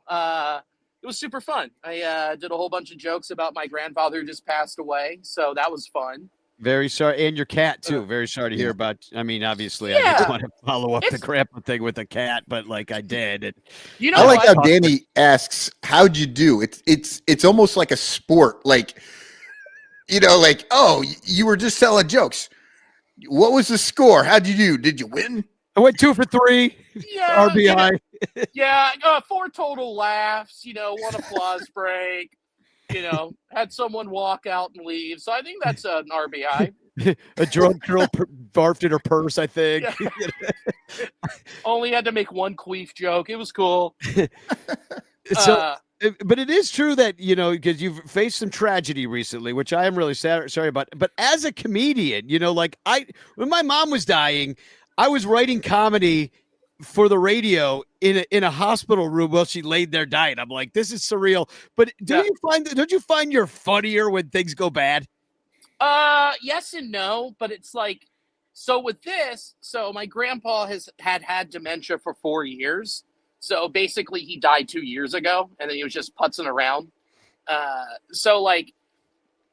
had accepted that was like the fate, and you kind of know, but then like my cat, I had no idea, just up out of nowhere. Like I got off the phone with my sister and we were talking about my grandpa. Then I immediately started thinking of my cat, Yeah. That kind of cynical shit. But no, like, I don't know. Like yes and no. It sucks day to day to deal with it. But then you get up there and it's like a nice reprieve where they're like, this guy's a piece of shit, huh? And you're like, well, I'm sad too. Well, I do feel bad for people who aren't performers because I do find that, having that release is very helpful. And there's the other release that you're drinking right now. There's the other thing that helps out sometimes until it doesn't, of course. Yeah. But but no, I do find like having that release of performance, and then at least for that moment, you can kind of like just get the happy juices, like get out there, put your stuff out there, and Well, it's also connecting with people, like everyone's dealt with loss, so it's super fun to just like, especially Cub fans. Hey, man, this is the 30th anniversary of the Reds not moving on in the playoffs, so don't even get me fucking started. Well, how are the Reds? I mean, I did want to just ask you if I know you're busy, but like, and you're at a show. But Gavin Lux, you got Gavin Lux. I mean, that's something. You made a move. We heard of that guy before. Yeah. Okay. So I tweeted this out or X'd it or I Elon hate speeched it into the world. I was like, number one, it is Matt McClain, Marte Insurance at second and third. Number two, it's a move for a bigger thing, because from what I was told from my sources, we were at the finish line for Garrett Crochet, but they wanted a major league player, and we weren't willing to part with one of our young major league players. So you need to increase production from your outfield. So why not give up someone you drafted in the third round and go and trade for someone who's a major league player and then throw them in a package to go get Luis Robert Jr. Okay, so that's what you're looking for here at this point. Yeah, that would be number two. Part of a wheel and deal thing. Right, exactly. I mean, we've all seen that happen. So, I mean, you guys just did it with Isak Paredes, but it just took a few months. Yeah. So well, and Isak's, I mean, it took a few months to move him along, but we still haven't actually replaced him either. Like we still don't have a third baseman. Like, can we have one of yours? You're right. Yeah, there's a third baseman still on the market. His name's Jose Iglesias. He'd be fine. Well, there's actually, also Bregman. The last time we didn't have a third baseman, we traded for Canario from the Nationals because he was having a good year at third base, and we immediately put him at first base. You mean Candelario? And the next year he went to Cincinnati. Yeah. Candelario. Yeah. Oh yeah, I said Canario, didn't I? You condensed Candelario's name into Canario is what you do. A Night of the Canario. My bad. Yes, Candelario we got, and he immediately went to Cincinnati, and he's still there, right? Got another year. Yeah. It's just the problem that we have is we have a third and first base issue where we don't have a true first baseman and a true third baseman. So it's like it's a hope and a prayer at this point, How about Anthony Rizzo? He's still out there. I mean, he could be your new Joey Votto. Oh, you mean future Marlin / Pirate Anthony Rizzo? Well, we're going to bring on Brian here in a minute, and Rizzo was supposed to go to the Pirates. The Pirates, yeah. Dude, you were excited. I said that in like the second week. I was like, how much do you think we could get the Rockies to pay for us to like take Chris Bryant off their hands? But the problem is that no one is working the phones in Colorado. It's just Dick Manfort being drunk, screaming at people, falling asleep, and then waking up 10 minutes later going, hey, what? We need to do this. And it's the complete opposite. It's hockey season, right? Yeah. And you know what? Those are words that Dick Manfort heard at the 2023 spring training when he was sitting 2 rows in front of us at the Cubs spring training facility. And he stood up and walked out. We made him leave. So I think it sounds pretty accurate. Yeah. Right. Oh man. So with you guys, you need. I don't think you signed Bregman because I was watching what Mike was saying, which was I don't think they have the balls to actually sign someone to a long-term contract. Yeah, that seems to be correct. I mean, you could hope for this stuff, but I think it's all just rentals and pieces and tinkering, and the whole NL Centrals. I mean, the Cubs, like, they figure like they could just spend up to the tax, and that should be enough to at least compete in it. And frankly, because nobody else is trying, the Cardinals have fallen off. I was texting with Ben Johnson, another comedian who, who's the funniest thing about him is that he's a Cardinal fan, but. I was talking with him, and he's like, he's like, I'm surprised at how we've fallen. He's like, we're just like, this mighty giant that is like really not. He goes, I don't see us competing anytime soon, and like that's weird for a Cardinal fan to say. They always feel like they're going to be there, and he's just like, I don't see it. And for us to just give it up to the Brewers, who don't seem like they should be where they are at, like seems annoying.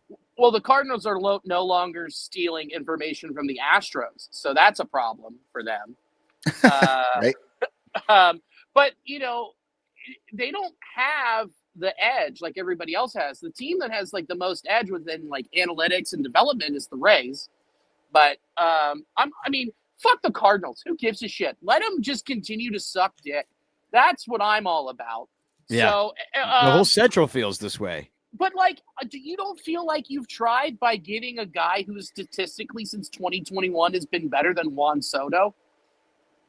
No, because we're not going to keep him, and he's going to fuck up in his first year because the Cub fans are going to expect too much of him, put all this pressure on. It's going to be April, and he's going to freeze his ass off and pull a hammy. And okay. And that's the problem, is that every year the Cubs are going to spend the money to get up close to that, so they show that they're spending it. But because we have no long-term contracts, they are hoping for lightning in a bottle every single year. And that's what Kyle Tucker is. He is the lightning in the bottle, and they're just hoping that will spark this team to something good this year. Sure, you have the pitching. They don't care about next year. You have the pitching for it. Now, what I don't understand from a GM standpoint, and I'm saying this about everyone in the NL Central. Why are you not signing big pieces? I know there were some big ones, and there's a couple fish still out there. Sign them to long-term deals right now before the 2026 CBA, because that's going to be a nightmare.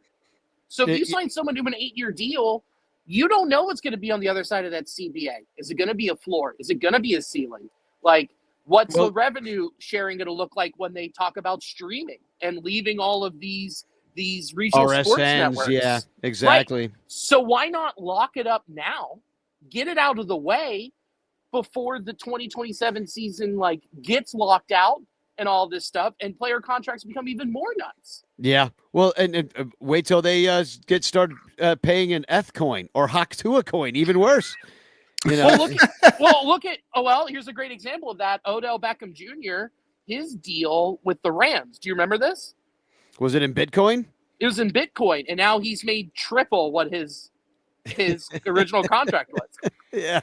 Well, why don't we bring on somebody that knows a lot about teams that spend a lot of money, and that is my friend Brian Ziegler, a Pirates fan, living in where are you now? New Hampshire?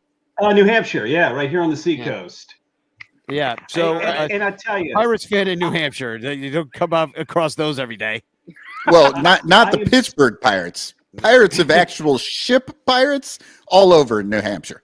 Yeah, absolutely. And I tell you, I am so excited to be on the rebooted baseball bunch. I've always wanted to meet Tommy Lasorda and the San Diego Chicken and Johnny Bench. This is great.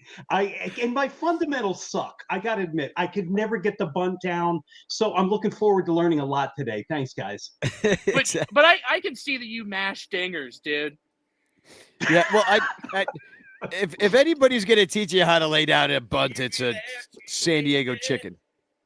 What's that? I just heard some singing. Was there singing? Yeah, it was Jason. Oh, hi, Jason. No. You sound great. They're saying hello. Hello. Hello, Jason. I can't see them. No, he can't see us. We can see you. It's like one of those two-way mirrors. I'm on the Ron Santo podcast. The Ron Santo podcast. We don't even know what we're called anymore. I said Son Ranto. No, but it's actually the Bleacher Bunch tonight. We're totally rebranding. We're a whole new family. Billy, you're on a brand new podcast. This has never been done before. Never. This is brand new. This has never been done.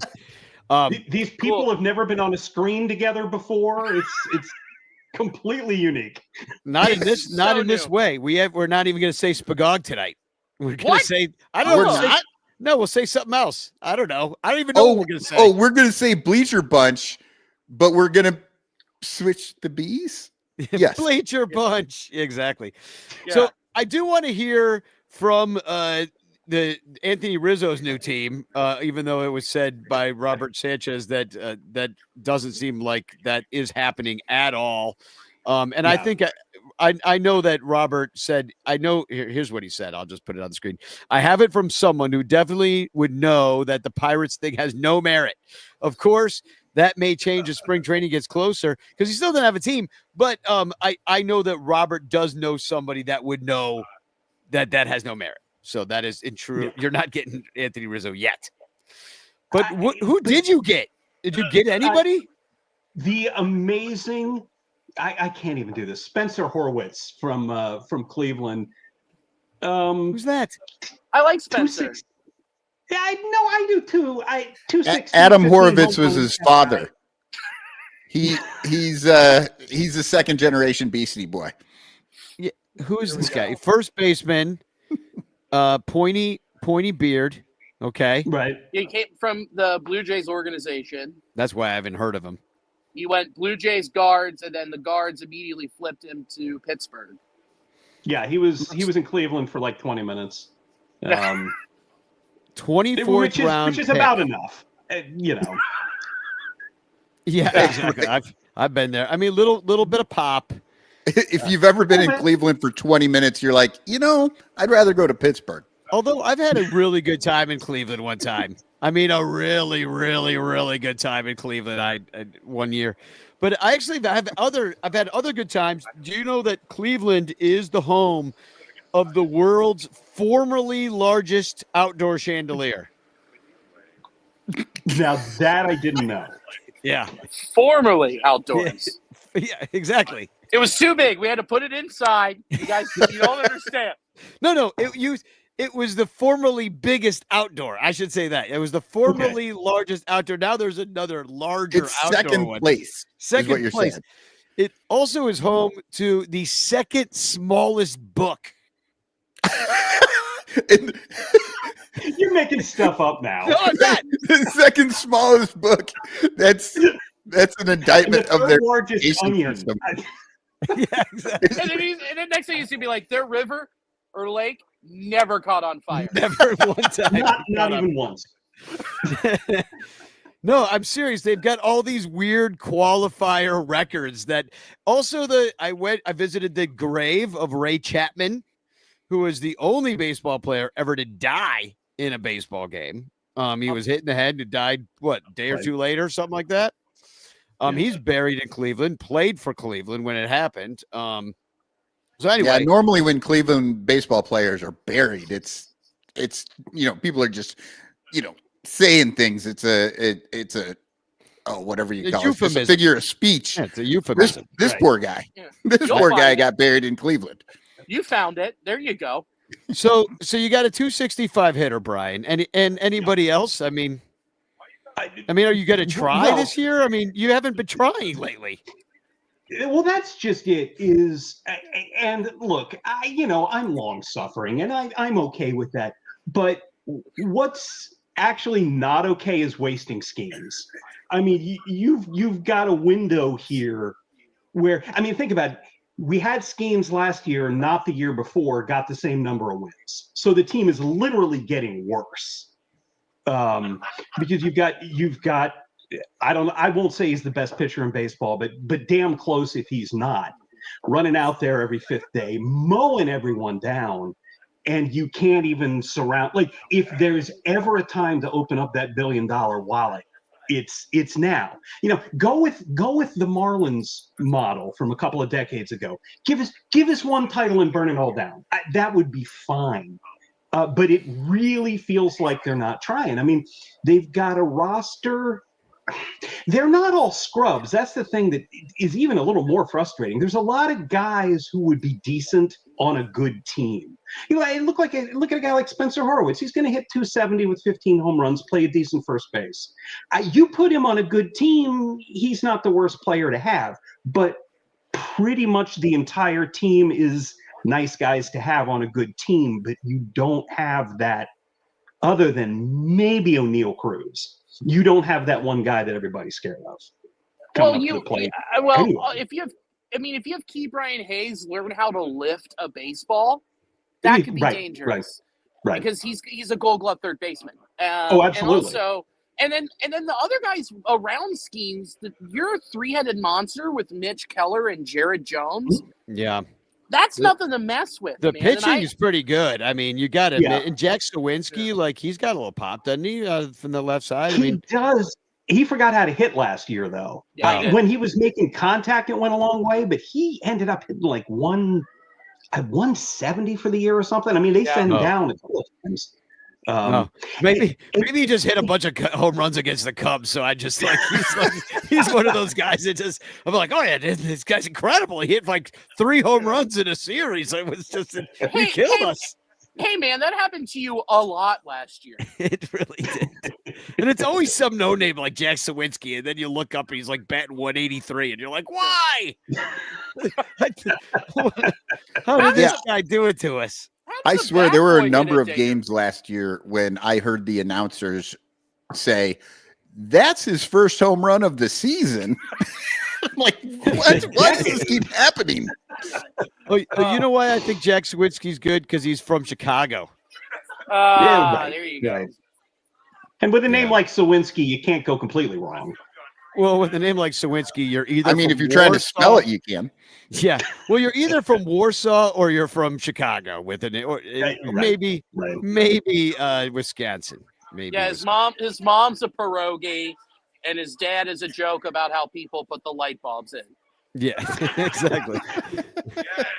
If you want to know how bad Sawinski played last year, the Pirates, who were like one step away from running one of us out there in right field, I set him down. He just completely, and he was never an average guy, but you look at him, you go, okay, if you can hit 240 and hit 25 home runs, you can hang out in right field in Pittsburgh. But he lost it last year. And that's why you traded for Brian De La Cruz. And he should have been. Right. Yeah. Well, yeah. I mean, as of now, there's no one in right field. That's not true. There's the grass and that big wall. The gardener that comes out and keeps it nice and mowed. Yeah, there's the gardener's third on the depth chart right now. It's the Irish guy from the sod commercials. Yeah. Okay, with the beard, Scotch guy. Yeah. This is insane, though. We've been on this show. We got Cubs, Pirates, Reds, all 3 teams. We have complained so far that we're completely missing at least one position on the field. At least one. We're just like, we don't even know who's going to play there. Yeah. All 3 of these teams. And then the Cardinals have no positions. This is why the Brewers keep winning this damn division. Right. Yeah. Yeah. And it really just all they're doing is just filling this. You just fill the positions with actual position players that are supposed to play those spots, and then somehow they win. And all of our teams are like, why can't we do this? Well, random people. And they're all like dudes who are like 2 years removed or 3 years removed from being a top 100 prospect that they got for like a chorizo sausage. Like, well, and it's bullshit. I do wonder if, like, that Marlins kind of move of just being like, all right, we're going to do it this 1 year. We're going to spend some money. We're going to give you some playoffs. And, and it just does feel like the Pirates are always waiting for all these rookies to just put it together 1 year and have a 23-year-old team that wins the World Series. Like that's got to happen. Otherwise, it's not going to come. And like you said, the 3-headed monster, they got the pitching. What wins the World Series? The pitching, like every freaking time. Like, so, it's a shame you don't get it. And, McCutcheon's just going to die there, I guess. Be 57 years old, still playing as a DH or something, Yeah, I figure he'll just transition into coaching. I mean, he's got to be your hitting coach at some point. It would be amazing if we finally had a player coach again. We haven't had one of those in a long time. We kind of have them already, but you mean but like officially, they are hired as a player and a coach at the same time. Like, I mean, didn't Pete Rose was player manager for a while, and right. But then had a relationship with his 14-year-old. So like, it's fine. Yeah, that was the one part that I did enjoy about his player manager time. It was Yeah, he's like, we need to bring up the kids. Oh God. So I just wonder, like, if who's gonna like stand up and take the division, because the Cubs have always been the team that could do it.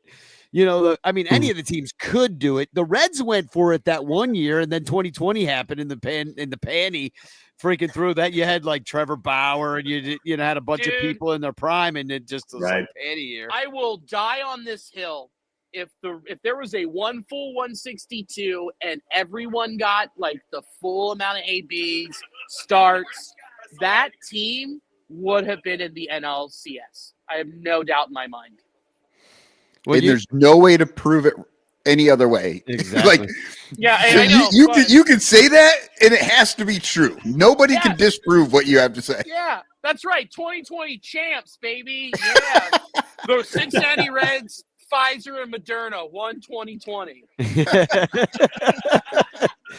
And Biden. Don't forget Biden. He also won that year, I believe. Well, he forgot he won. Forgot he won. Yeah. We can just turn injuries off and run it on OOTP. I mean, there we go. Let's do it. Brian, you're a new friend. Now you have homework. Oh, you guys have never met. We've never had this exact conglomeration of humans before? Okay. All right. Well, Brian's an old friend, a great guitar player, very funny songwriter, and very talented dude. And Billy is a comedian. I'm sorry, I should introduce you in the beginning when you met instead of at the end when I'm kicking you off the show. When I used to have musicians who could tolerate me, we called ourselves the band who wanted to be a comedy troupe. Yeah, that's an accurate description of the band for sure. Yeah, well, now I'm surrounded by comedians who want to be musicians. So it's every fucking actor's a rock star. That's what they say. Right. Yeah, and every basketball player's a rapper. Exactly. Exactly. That's how it works. Well, I'll let you get back to your comedian people. I hear that they're filling up that room, waiting to meet you. It's your public. Just they want to see you. I'll let you get back to your beer and your people, and go hustle the hustle. Watch my special, Winded. It's on YouTube. Please go watch it. Winded. I'll do it. Winded on. It's on. What's it called? I forget the name of the thing. He said YouTube. No, but isn't it on something else too? It's this video sharing website. Yeah, it's really cool. Danny, you can like upload. I'll tell you about it sometime. Yeah, but tell me. What's it called again? Wait, let me write down. Is it .net or .org? No, you know, I'm thinking of Joe Kilgallen's special, which is on something else called like Dry Bar. Punch Up. Oh, yeah. I punch down. So yeah, that's why you're on YouTube with all the anti-vaxxers. Yeah. And then just you can stream it wherever streaming services steal from artists. So okay, that's where I usually go because pretty much everywhere. Pretty much everywhere else. Yeah. Well, thanks for coming on, Billy. We're stealing from Billy right now. Yeah, he is not getting paid. His valuable time. We'll buy you a ticket later in the year. On the way. Yeah, I'll come back. Just let me know when I need to come to Chicago, and I'll be there. Yeah, we'll have you work for free here. Just like I did last year. Perfect. Love it. Later, Billy. Later, guys. Later, Billy. Take care, man.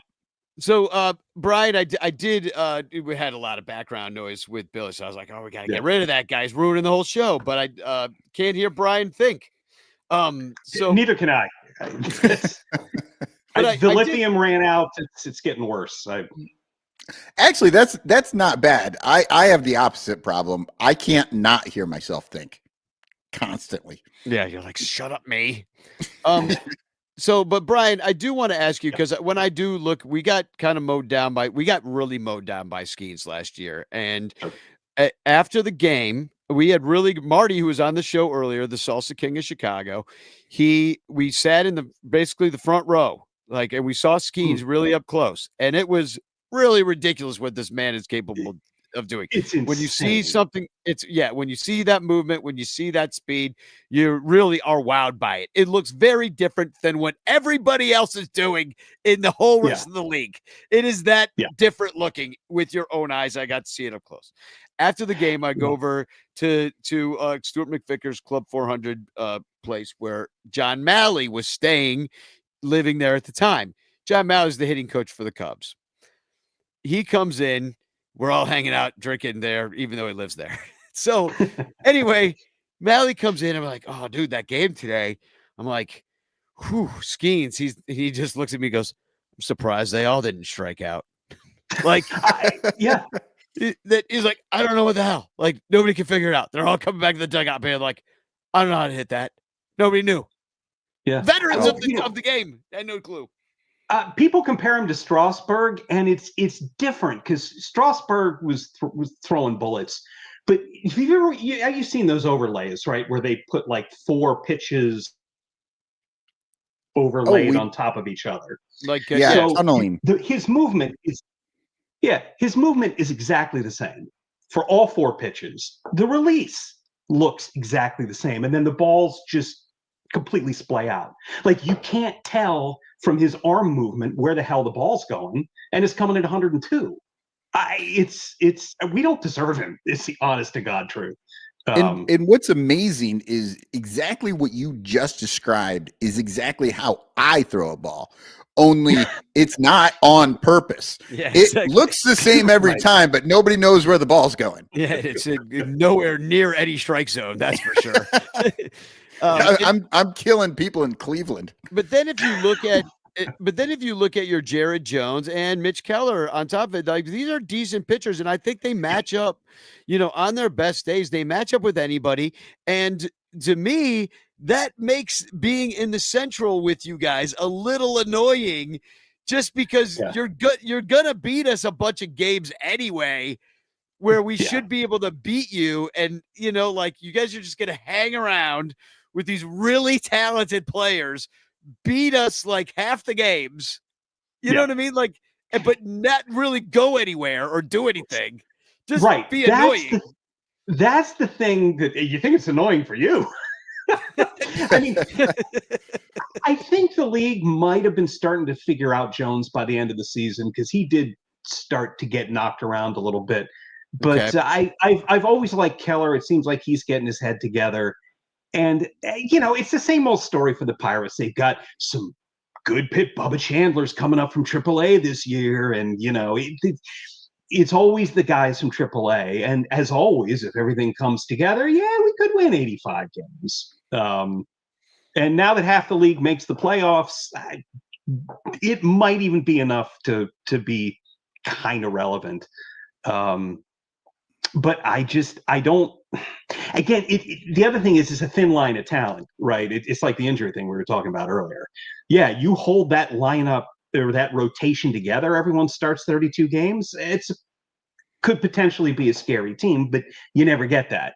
You're going to be down to your 8th, 9th, 10th starter probably at some point, and that's where the Bucks just have nothing. Well, and then I think the bullpen failed pretty hard on the Pirates last year. I remember Skeens coming out mowing us down for like 5 innings. Yep. And then, my Lord, more walking than I've ever seen in a single inning in my entire life. Like, and what, like Danny was saying, win half the games and then nothing. And I'm like, they won half a game. And then they went like they lost it. Yeah. And it's not just, a middle reliever giving up a 2-run dinger in the 7th. It's like complete bullpen meltdowns. I mean, complete meltdowns.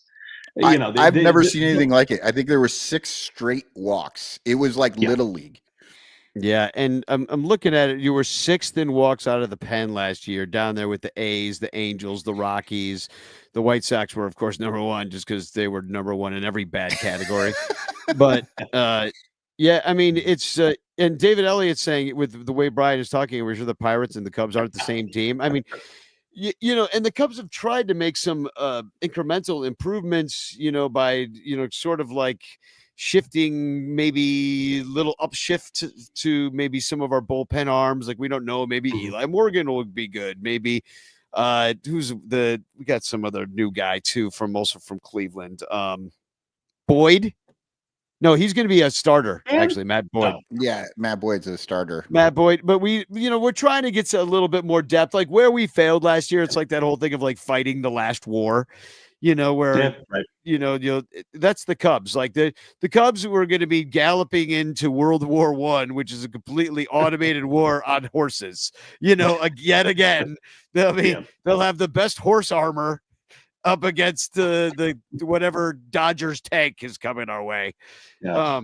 This is kind of how it feels. But yeah, I mean, nobody's really going for it. And the Cubs refuse to, for whatever reason, try to be the Dodgers. But well, good luck to you and your Pirates this year. I know you're a half Orioles fan too, in a way. So they look like I mean, I grew up in Maryland, so, but you know, I'm pulling for you guys if you're not playing us. So, yeah, you got to get out to Chicago. I don't think we've ever sat in Wrigley Field together, have we? Maybe we did one time. I don't think I went with my. Oh, he froze up on us. Well, Danny, I was actually thinking he's in New Hampshire. We're in the Midwest. Like, isn't Pittsburgh kind of in the middle? I would love. I'll go to Pittsburgh. I would love to go to that ballpark. It looks beautiful. Kind of PNC. I've never been there yet. I haven't been there. Yeah. So, well, thanks, Brian. Thanks for coming on and on the inaugural episode of the Bleacher Bunch. Even though it's the same as the old show, it feels brand new. So, because we're throwing all caution to the wind tonight. It's a totally different show. So. Well, yeah. I mean, it's totally different, Danny. I have never been an hour late to a show before, so It's totally different. Totally different. Hey, Brian, before you go, I don't know if you listened to the Triple Xmas special from this year. I did not. I was on the Brian train. I voted for you to win that competition. I loved the song that you had. It was amazing. And then to find out Danny asked you to do it like 3 hours prior to the show and you still pulled it off. That was amazing. So it really was. No, that was incredible. I ducked out of work. You know, those contracts, they'll negotiate themselves. They don't need me. It's priorities. Yeah, you're like, I have to go sing a funny song about how the Pirates suck and it's got to be a Christmas thing. No, and I've got 3 hours, so I'll be right back. Well, if anybody could do it, it's Brian. Right. I loved it, Brian, and I seriously, I had you as number one, and I think you probably came in second overall. Yeah, Johnny won. Johnny won. Onomatopoeia. Yeah, yep. Well, that's almost not fair. I mean, well, especially because Johnny O. Well, Johnny was unemployed too. So like Johnny put a lot of work into it. He didn't have a job. So he just like went balls freaking deep on the thing and won the whole damn thing, and well deserved. He got his prize package in the mail. So, well, thanks, Brian. Hopefully we'll talk soon, and Happy New Year to you. And we'll talk the next time the Cubs play the Pirates, if not sooner. Sounds good. Be good, guys. Take care. Later. Take it easy. All right, let's pinch off this inaugural episode. I want to talk to you a little bit about, well, I mean, this is a Bleacher Bunch, kind of what we're doing with all the different podcasts, and like your specific contribution was this baseball history show that comes out every now and again. You've put a couple more revamped episodes, and the one that I listened to recently was the mascot one. I think that's the last one you put out, and it's great. I learned all the stuff I didn't know before. Like that the Philly Fanatic was made by Jim Henson, or that the Yankees had that crazy mascot that got like absolutely destroyed by the fans. Hilarious. I looked up that mascot, laughed very hard. Oh yeah. Yeah, no, I was really surprised about some of the mascots. They were fun. I really liked the fact that the White Sox they had their version of Ronnie Woo Woo, and it was Andy the Clown. And it was just a foul-mouthed fan in a clown outfit. And they kicked him out after a while, and then the other fans let him back in. It felt very much like a Ronnie Woo Woo situation. I mean, I think there was a little time there in the 90s where Ronnie wasn't exactly welcome in the ballpark, but yeah, there was. They eventually let him come back. Yeah, no, it's a fun show to research, but it is hard in that it takes a lot of time because I end up rabbit holes. Just like I said, they just go. You don't know where they're going to take you. It's like Alice down the rabbit hole. Literally, it's like you'll start with one concept, and then you'll be like, "Oh, Andy the Clown. Well, who's this guy? Oh, he worked for this steelworker place, and oh, look, they own a minor league team." And it just like keeps it going, and like you keep finding these connections. And it's 6 degrees of Kevin Bacon before you're completely somewhere you didn't expect. Yeah. And then sometimes that's a dead end, and like you might go all the way through this research and be like, "Well, this isn't interesting at all. I got to retrace my steps and go back to before Andy the Clown was a steel worker, or whatever it be, Absolutely. You do an hour's worth of research and you're like, oh, well, I can't use this at all. This sucks. And I got other shit to do now. So you go, and it's why it takes so long for these to come out. But I do actually have, I have 2 fully written shows now. And that's the other thing. Once you go down all the rabbit holes, then I have to stop and go, okay, what part of this makes sense to go to the other part? And then, so it's, it takes a little while, but I've got 2 shows fully written, and I've got 2 more that I know I'm going to do one on spring training. I can't remember who gave me, maybe David Elliott gave me Catalina Island. Yeah, that could be interesting to learn about. The Cubs used to do their spring out there, and Barnstorm all the way back to Chicago, that back in the day, Yeah, but that, and then also I was thinking about the size of ballparks, and because baseball famously is the only sport that does not have a standardized place to play. A football field is 100 yards, basketball court is just a rectangle. There's an ice hockey rink. They're all the same everywhere you go. And then you go to baseball and you have the Green Monster, and you have the short porch over in Yankee Stadium. And, you just have all these weird sort of Taos Hill. And I know I've talked about some of these things in the past, but there's just so many stadiums that I know I haven't talked about, like the Polo Grounds with like their 500-foot center field. Yeah. Well, and also to what extent, like we had Jeff did a Cubs pod history recently. That was a Patreon only thing, and it was for 1984. It was so good in the 1984 game, and talking about that sort of veteran team and like how the grounds crew would sort of like help them out with like keeping the grass a little longer, and so I loved that bit of it. That was amazing because I think later, and I made the connection listening to the show, but he was talking later when the Cubs were hitting and Sandberg got thrown out a second, but they weren't able to turn the double play. And I'm like, yeah, because they, the grass over there was long. Yeah. And they just couldn't get to the ball as quick. Exactly.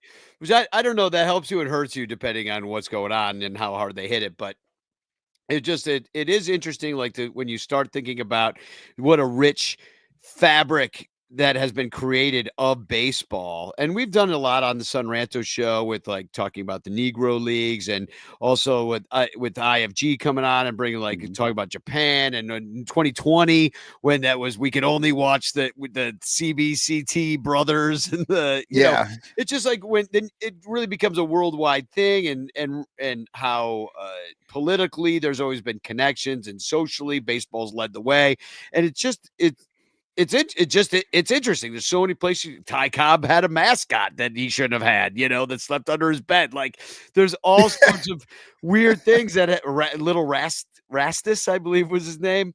Look that up. It's kind of a crazy story, but Yeah, the unofficial mascots were not in that last show. Well, and then there's people that want to be the mascot. Like you had a picture that was in the calendar, the Sunranto Ranter calendar. By the way, that's for sale right now. Go to sunranto.com/calendar. I'm making it. It's happening. So if you haven't ordered it yet, you have a week pretty much to do it. But when I think about the unofficial mascots, like you have a picture of your son with Billy Cub. Yeah. Yeah, with Billy Cub. I mean, and it was funny because here, my son was a little kid and we go and we do it. I didn't even know, like, I thought he was just a fan. I didn't know I was supposed to give him any money. Oh no, he had that. Inexplicably had that cooler that he kept the money in. I'm like, it's called, it's like that's Billy Cub's thing. He uses a cooler as a wallet. Like, I don't know. Yeah. It's just weird. Some weird igloo purse that he has. I feel like it was the only thing he could handle with those big giant bear paws that he had. Like he couldn't work any sort of like a wallet. Remember when he got a fist fight at the bar and somebody stole his head? Some drunk guy stole his head. He got a fist fight. Oh, good stuff. It's a great show. And you had the one before was about the ball, how they messed with the ball for years. And, you obviously the dead ball era, but then moving into like the different companies that made the ball and that Major League Baseball wasn't in control of the ball. Now they are in control of the ball. And since they became in control of the ball, how it's, changed strangely since they became. It changes a lot. Because of baseball's interaction with it. Well, and the thing is, the really frustrating part about that is that Japan has a ball that apparently it's the ball they use in the World Baseball Classic. And apparently that's the one that everyone loves. Everybody, like hitters, all the pitchers love it. All the hitters love it. Fair like, ball. Everybody freaking loves this ball. And MLB is over here with Rawlings, and they're doing, cork balls, and they're doing all sorts of, let's raise the seams on these and shorten the seams on that one. They're just doing all sorts of dumb crap. And apparently the Yankees get most of the golden balls. Yeah, it does seem like that. Well, and when we play the Brewers, I think something's going on. Bud Selig's getting involved somehow. I don't know how he's doing it, but he's doing it. When Bud Selig handed over the reins, he was just like, okay, whatever you do, Brewers always get the good balls against the Cubs. That's all I want. Exactly. Just that's what's going to happen. They hand them to the pitchers, the Cubs pitchers, just juice, boom, boom, boom, Bernie going down the slide. That's all I see in my nightmares. So anyway, it's a great show. I really enjoyed listening to Baseball Rabbit Hole. I wish there were more of them, but that's an impossible thing. Like, some of my favorite more research shows that you can't really do that many.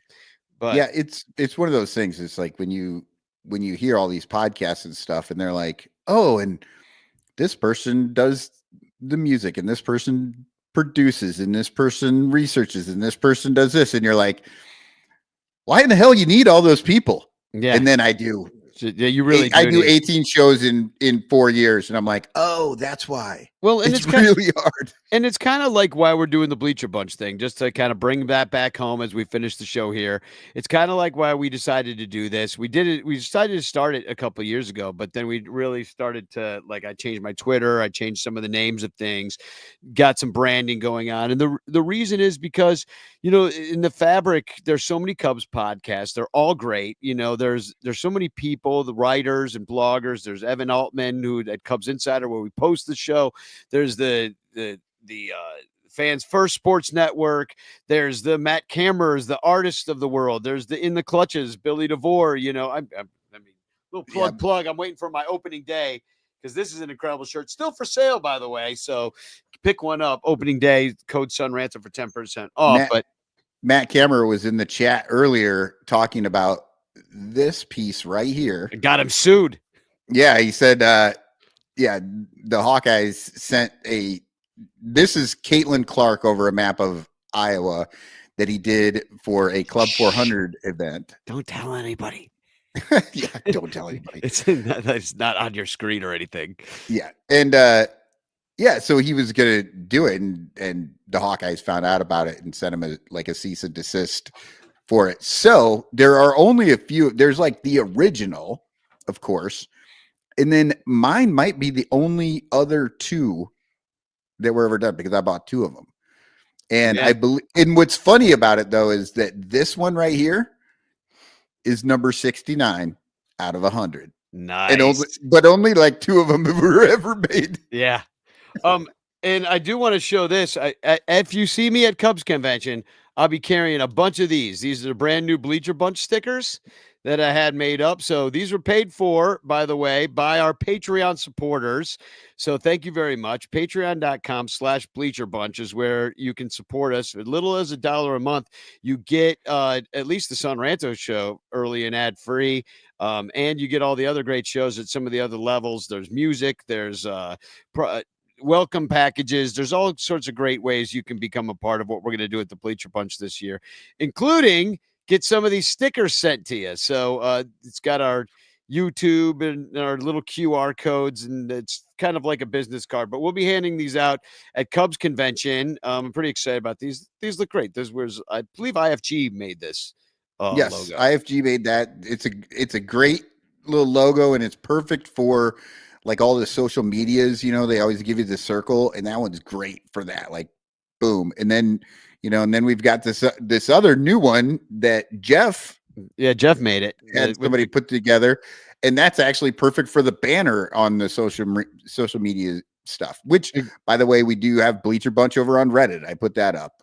Cool. And I haven't done anything with it yet, but it's out there. So pardon our dust as we kind of move to Son Ranto show's not over. In fact, it's just kind of it's a podcast. It's a versus and also like all the other things. I enjoyed what we did last, and I want to do more of it. I want to keep doing it, and I want it to be a call in.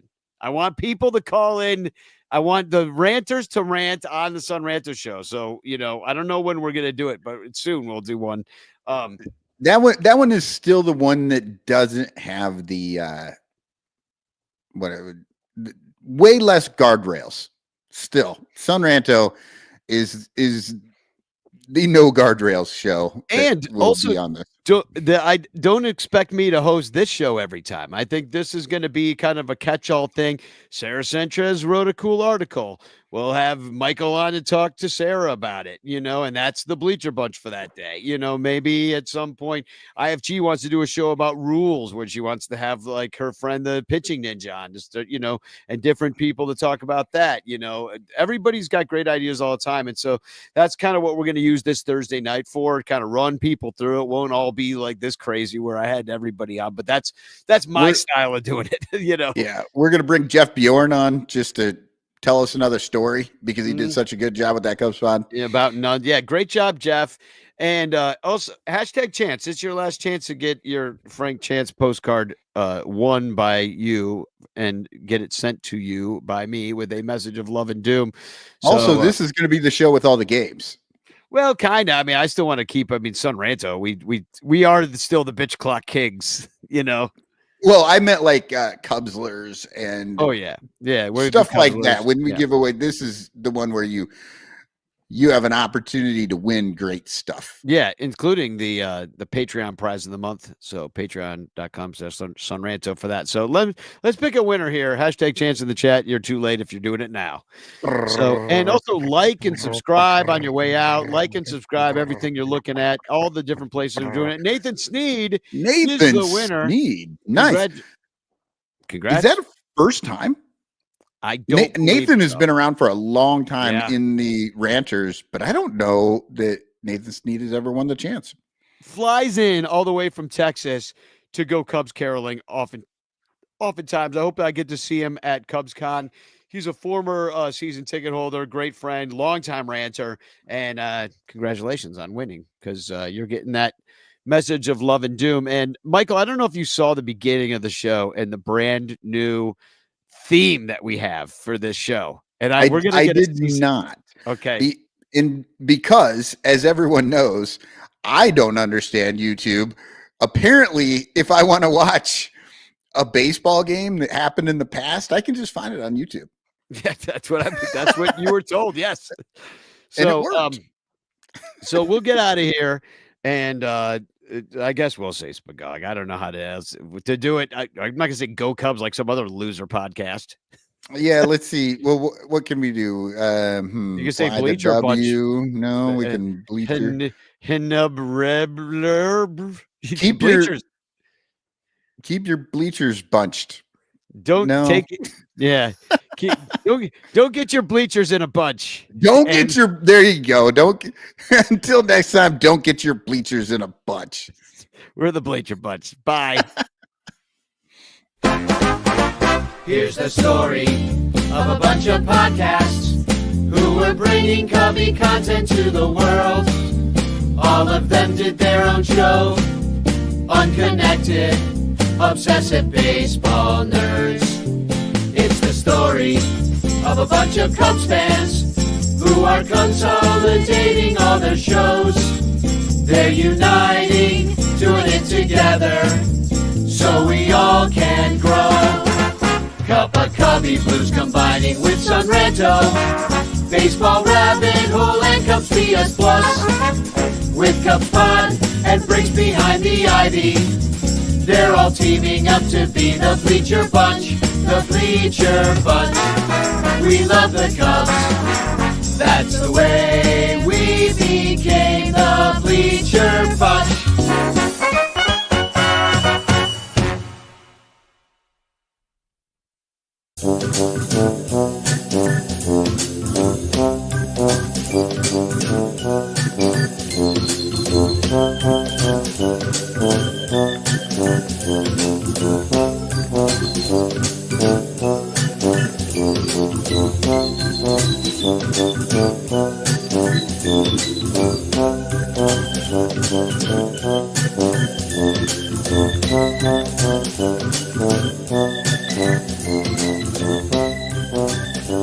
Thank you.